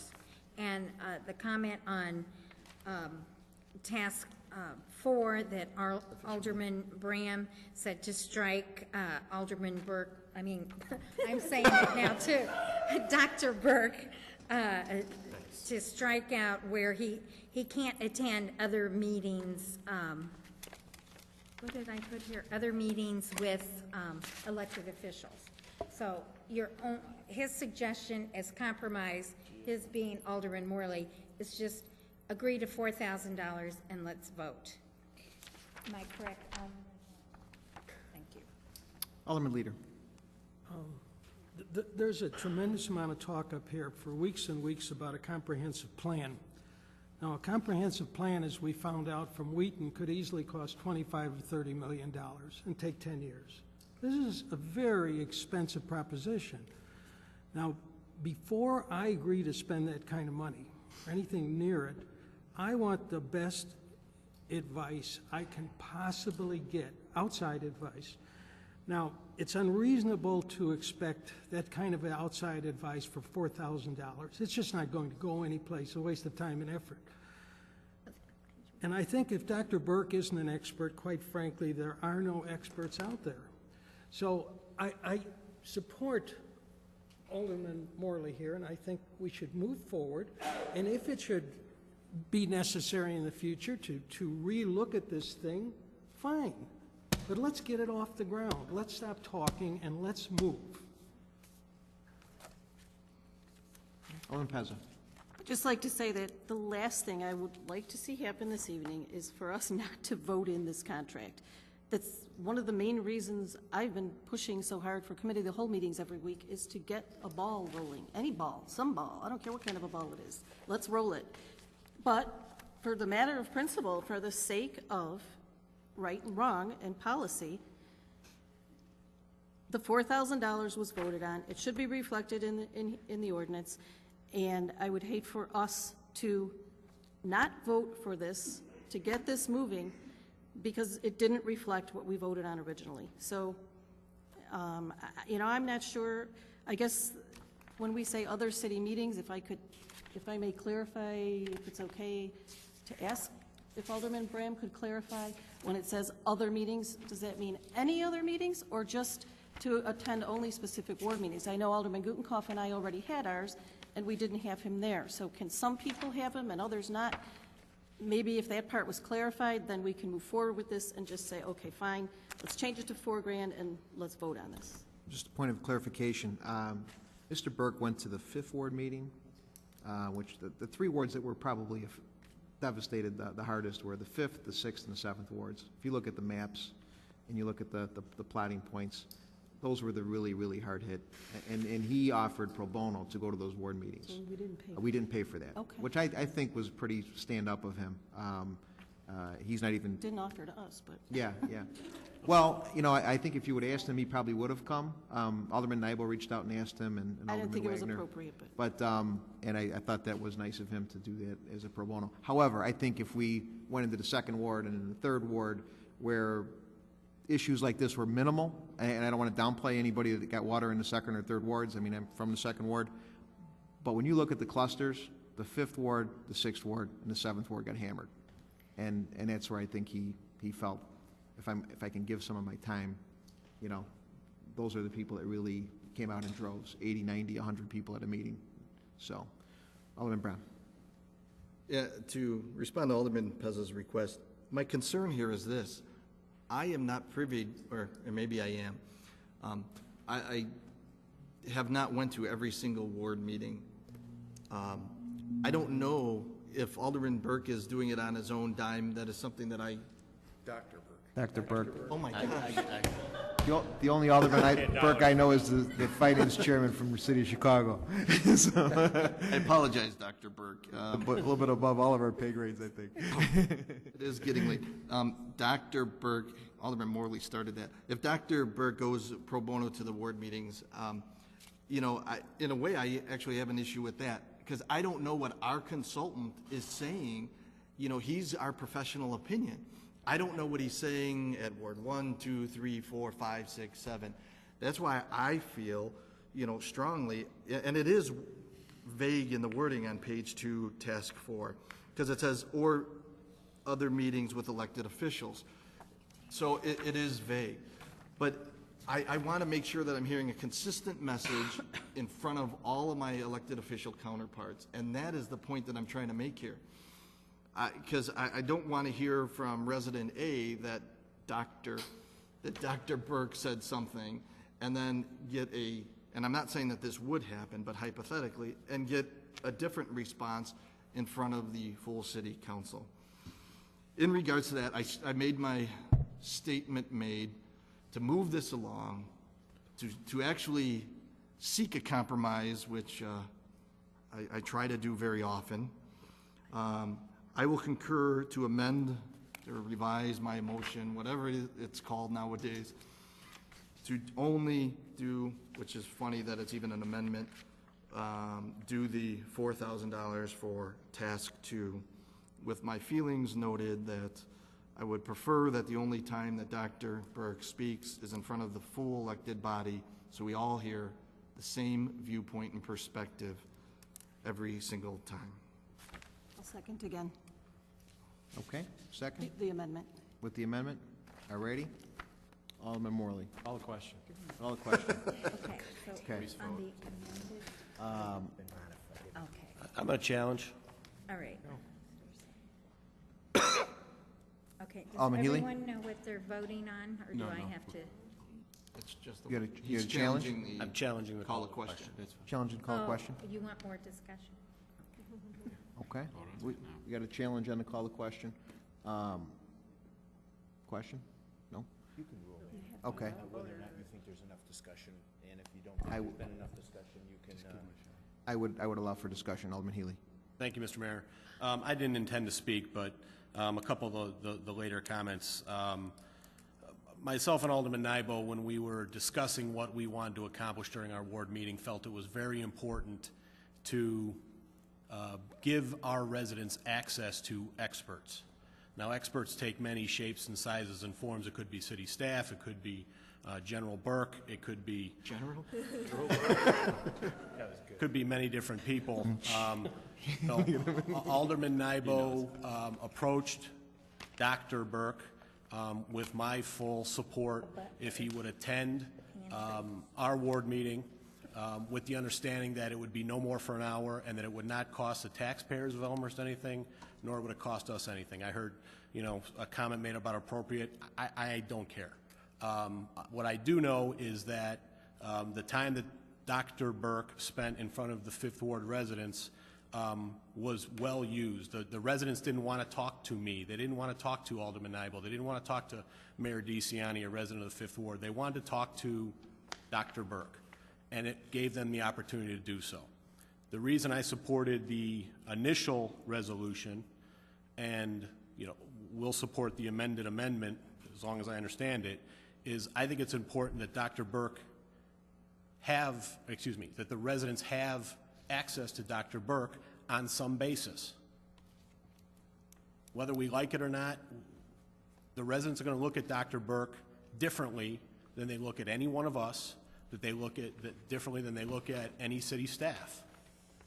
So, the higher dollar figure, unfortunately I wasn't at the last meeting. I was out of town on business that I could not break away from. I wouldn't have supported that. I wouldn't have supported a reduction in the amount. I think if we can get Dr. Burke in front of the residents, that's a good thing. If this amendment provides that, I think that's a good thing. If it doesn't, I'll be disappointed, but the will of the council prevails. So just wanted to throw that out there specifically about the ward meeting. Everybody's entitled to their opinion. I just know that the residents of Fifth Ward that attended our meeting appreciated it, and I viewed it as a positive thing. Thank you. Thank you, Alderman. Alderman Wagner. Call the question. Call the question. All right. What, point of order, what are we voting on? I'm getting a little tired. Clerk Spencer, can you clarify? We're voting on to change Task 2 from the total of $7,500 to $4,000. Task 2. Task 2, which are the series of workshops of what Alderman Morley suggested and Alderman Bram and Pezza agreed to. Thank you, City Clerk. Okay. All right. And Clerk Call the Spencer, roll. call the roll, please. Okay. Bram. Aye. Pezza. Aye. Gutenkopf. Aye. Shea. Aye. Leader. Aye. Rose. Absent. I'm so discombobulated. Okay. Hipskin. Aye. York. Aye. Nybo. Absent. Healy. No. Morley. Aye. Kennedy. Aye. Mulliner. Absent. Wagner. Aye. 10 ayes, 1 nay, and 3 absent. 10 ayes, 1 nay, 3 absent. And now do we go to the underlying resolution, or the motion, or I should say ordinance?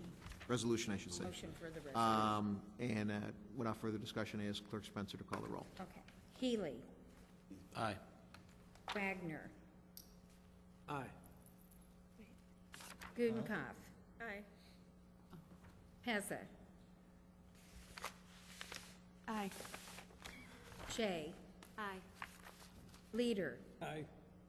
Rose. Absent. Bram. I'm not sure what the underlying resolution is anymore. It's the resolution. Dr. Burke's contract, the Okay. actual resolution. Just the for his resolution at hand. All right, aye. That's underlying. Did you say aye? I'm sorry, Alderman Bennett. Correct, yes. Okay. Hipskin. Aye. York. Aye. Nybo. Absent. Healy. Aye. Oh, no, I Again. called you. Sorry. For the record, it's 11:29. Okay. Morley. Aye. Kennedy. Aye. Mulliner, absent. Okay. 11 ayes, 0 nays, and 3 absent. 11 ayes, 0 nays, 3 absent. The resolution passes. And we love the humor, Patty. On to item number 10. Other business? Any other business? Alderman Pez with a hand up quickly. I will make it very quick. Mayor, when you spoke about the FEMA, I just wanted to add, I have been hearing from residents wonderful things about the people from FEMA. Very, very responsive and very courteous, and just nothing but good things about FEMA representatives. And also heard a couple of good things from FEMA. I guess they have said to people that in Elmhurst that they've been to a lot of places, and that they couldn't say enough good things about the people of Elmhurst. So that was some good light to shed on a bad situation. And another question, several seniors have asked me, because they were a little afraid to pick up their telephones. They heard we have the reverse 911, which they're very excited about, but they want to know what the caller ID will say when the call comes in, so that they know whether or not it's an okay call for them to pick up. So that was a good question. Very good. We can caller ID those. I believe the first one went out with a 530-3011, and so if they called back, they would go to the, I believe it was to Aaron's desk, was it, Clerk Spencer, or no? We had a voicemail, I believe, set up. The second one, I believe, went out without a caller ID, so that was a little concerning. We notified the firm, and that will, in fact, be corrected the next time. Hopefully, we don't have to do one, but if we do, it will have a caller ID from the city. So, good questions. All right, and announcements. Alderman Wagner with a hand up. Thank you, Mr. Mayor. I just wanted to make an announcement that the 7th Ward Town Hall meeting is tomorrow evening, September 8th, 7:30 p.m., Community Bank of Elmhurst at Spring Road and Butterfield. All of the 7th Ward residents are invited. All the elected officials are invited. In particular, I would like to see Mr. Bram tomorrow evening as well. I'd love to see you. Are certainly invited, sir. Thank you. Thanks, Alderman. We appreciate all the outreach. Alderman York, and then I'll go to Alderman Morley. Yeah, I just wanted to, I had a couple chances to speak with some local businesses that have recently been on our plate, and just like to report that Lucky Motors sold 60 cars during the month of August, which equaled their output or their sales at their Addison location, and I think is well ahead of plan. And then there was a pretty visible grand opening just down the street here at Jersey Mike's. And after about the first week and a half, I happened in there and spoke with one of the owners who I met at the ribbon cutting ceremony, and this is their 3rd store that they've opened, and it's far exceeded any other opening they've had. So just kind of an update on some local commerce activities. Thank you. Thank you, Alderman. It's great to see that corner with activity at North Avenue, York Road. So, Alderman Morley, I'll go to Clerk Spencer. Thank you, Mr. Chair. I'll make this quick. Alderman Kennedy and I had a ward meeting last Thursday. I want to thank all the residents who did show up. I appreciate that. I also want to acknowledge and thank Kathy Jordan, who showed up, and also the other elected officials on this dais, in addition to County Board Member Jeff Reddick was able to add to the conversation. The other thing I will add is that, unbeknownst to Alderman Kennedy or myself, we scheduled the ward meeting during curriculum night for all the local schools. So I think both he and I got an earful from our wives. To that end, we will be scheduling another meeting in the near future. Stay tuned for details. Always check with your wife first. City Clerk Spencer. All right. There was a Scrivener's error in the Front Porch newsletter regarding early voting, and I'd like to make that correction now. The last day for early voting at City Hall is Thursday, October 28th, not Friday, the 29th. Thank you. And that's for the November 2nd election. Thank you, Clerk Spencer. Anybody else? City Manager Borchert? Just real quick, the ribbon cutting for the Larch, First Street at Larch parking deck is tomorrow morning, and would ask City Council if you could please review the memorandum from the packet regarding the manager and the Burke proposal, and we are fast-tracking on possible alternatives, which is Task 3. And Task 5, we're, from a staff perspective, ready to go. We've identified 6 firms. If any of you have a firm you'd like us to consider, we'd like to get that from you, so we will get it out so that the process can go forward. And we've identified the process of the qualification-based selection process. So we can get the comprehensive plan consultant on board. Very good. So anybody with any recommendations for other outside consultants that want to go through this RFQ process, please submit those to our city manager. And lastly, the Brianna Walk, which we've done for, this is our 3rd year, is this Sunday at Barron's Park. Registration starts at 8 o'clock. The walk starts at 10. Benefits Center for Speech and Language Disorders right here in Elmhurst that serves hundreds of kids with autism, over 120 right here in Elmhurst with that diagnosis, including my daughter Bree, who inspired me to do many things in my life. But so I encourage everybody to come out and walk for a great cause. And one of the biggest deficits kids with autism have is being able to speak. And Bree was nonverbal 4 years ago, and now she's over probably 2,000 words. She's very verbal, and when you're verbal, you're more social, and these are things that you know, kids with autism have a struggle doing. So please join us. It'll be a great day out. There'll be live entertainment. Elmhurst Park District is one of our key partners in that. They're going to be doing food and Moon Jumps for You's doing moon jumps, and they're going to have a train out there, so it'll be a lot of fun. So please feel free to come out and support a great cause. Alderman Brown. Yes, Mr. Mayor. I don't know how to even approach this. We were supposed to have a committee of the whole meeting after our city council meeting. I just want to throw it out there in light of 11:30 at night, 11:35 at night.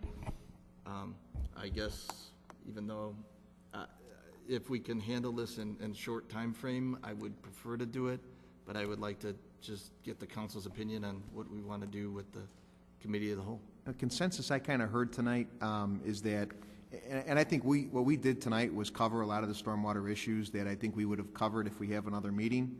I mean, if people want to have one, I'll do it. And we could, for every council meeting we have, under other business, have stormwater, you know, where we at on the line item, so that we're not, you know, we're moving this forward. But to call a committee of the whole meeting, I think I'd have to agree with Alderman Rose and Alderman Morley and Alderman Leader and many of the people I've heard up here, I think is sometimes going to be overkill. We're not running from it. We want to push this as fast as we can. I wanted to hire this consultant, you know, 3-4 weeks ago. But you know, so I think we could easily do this as a line item on every council meeting agenda and achieve the same goal. I guess the only concern, the last 2 meetings, we didn't see it on the committee of the whole on the agenda at all, and therefore some aldermen did make that request. If city staff or others feel that that is the intention in regards to, there's many items regarding flooding on the overall agenda, it would be appreciated if that would be communicated to the full city council. I myself am dedicated to stay as late as possible. You know, I'm willing to continue with the committee of the whole discussion if there is an overall consensus tonight. But I just want to make sure that every single week we are making headway on, you know, the flooding issues, plural, in the city of Elmhurst. Absolutely. Alderman Pezza. Yes, thank you. I am one of the aldermen that specifically requested we do this every week. And I guess we should have the intent to do it. However, if we cannot, I would at the very least like to see on every agenda a specific line item that says not just updates or other business, but specifies storm-related, whatever we want to call it, flooding, storm issue, whatever, updates. Therefore, we know, the public knows where it comes in on the agenda. If they want to only come in for that portion. We know it's going to be discussed, they know it's going to be discussed and when, and, you know, any information pertaining to that item obviously should be provided also so the public has access.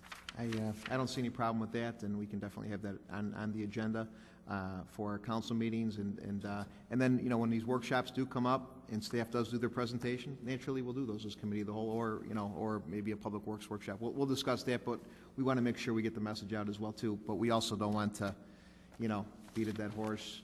If we've already discussed, which I think we've discussed tonight, a lot of the things that we discuss in the committee of the whole, if we were to do another one. So I think there's consensus there, and we'll definitely have that as a light item on the agenda for the council meetings. So, Just Alderman? to follow up, Yeah. I know for this evening, one of the things we asked for was some type of a report from staff as to perhaps when the first workshop would be and what that workshop would be. I don't know if we had that for tonight. If we did, perhaps we could just receive that information quickly. If we didn't have it, I would like to see that definitely on the next agenda. Okay. Very good. Alderman Morley. I'd like to ask the city attorney, with regards to open meetings, are we obligated to have the meeting we had, even if we have to open and then close it? Are we obligated to have the committee of the whole meeting that was on the agenda that was posted to the public? I think you have to convene it. I think, let me put it this way, I think the appropriate practice is to convene it and adjourn it. Okay. Okay. We ready? Well, Motion to wait, adjourn, wait, please? wait, we have to adjourn this Yeah, I was going to say, meeting. motion to adjourn. Motion to adjourn. Alderman York and Alderman Morley. And all in favor, please say aye. Aye. Anybody opposed? All right. I now call the meeting of the Committee of the Whole to order. At this time, I'd ask Clerk Spencer to call the roll. Gotta get my folder. Sorry, Patty. I was still working on the adjournment fast. Okay. Call the roll, you say? Yeah, to establish a Attendance? quorum, please. Okay. I'm sorry. Budenkoff. Here. Pezza. Here. Shea. Here. Leader. Here. Rose, absent. Bram. Here. Hipskin. Here. York. Here. Ibo. Here. Healy. Here. Morley. Here. Kennedy. Here. Mulliner, absent. Wagner. Still here. 12 present, 2 absent.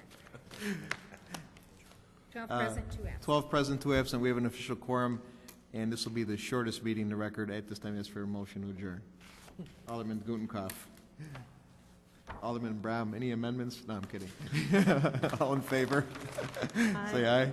Anybody opposed? We're adjourned.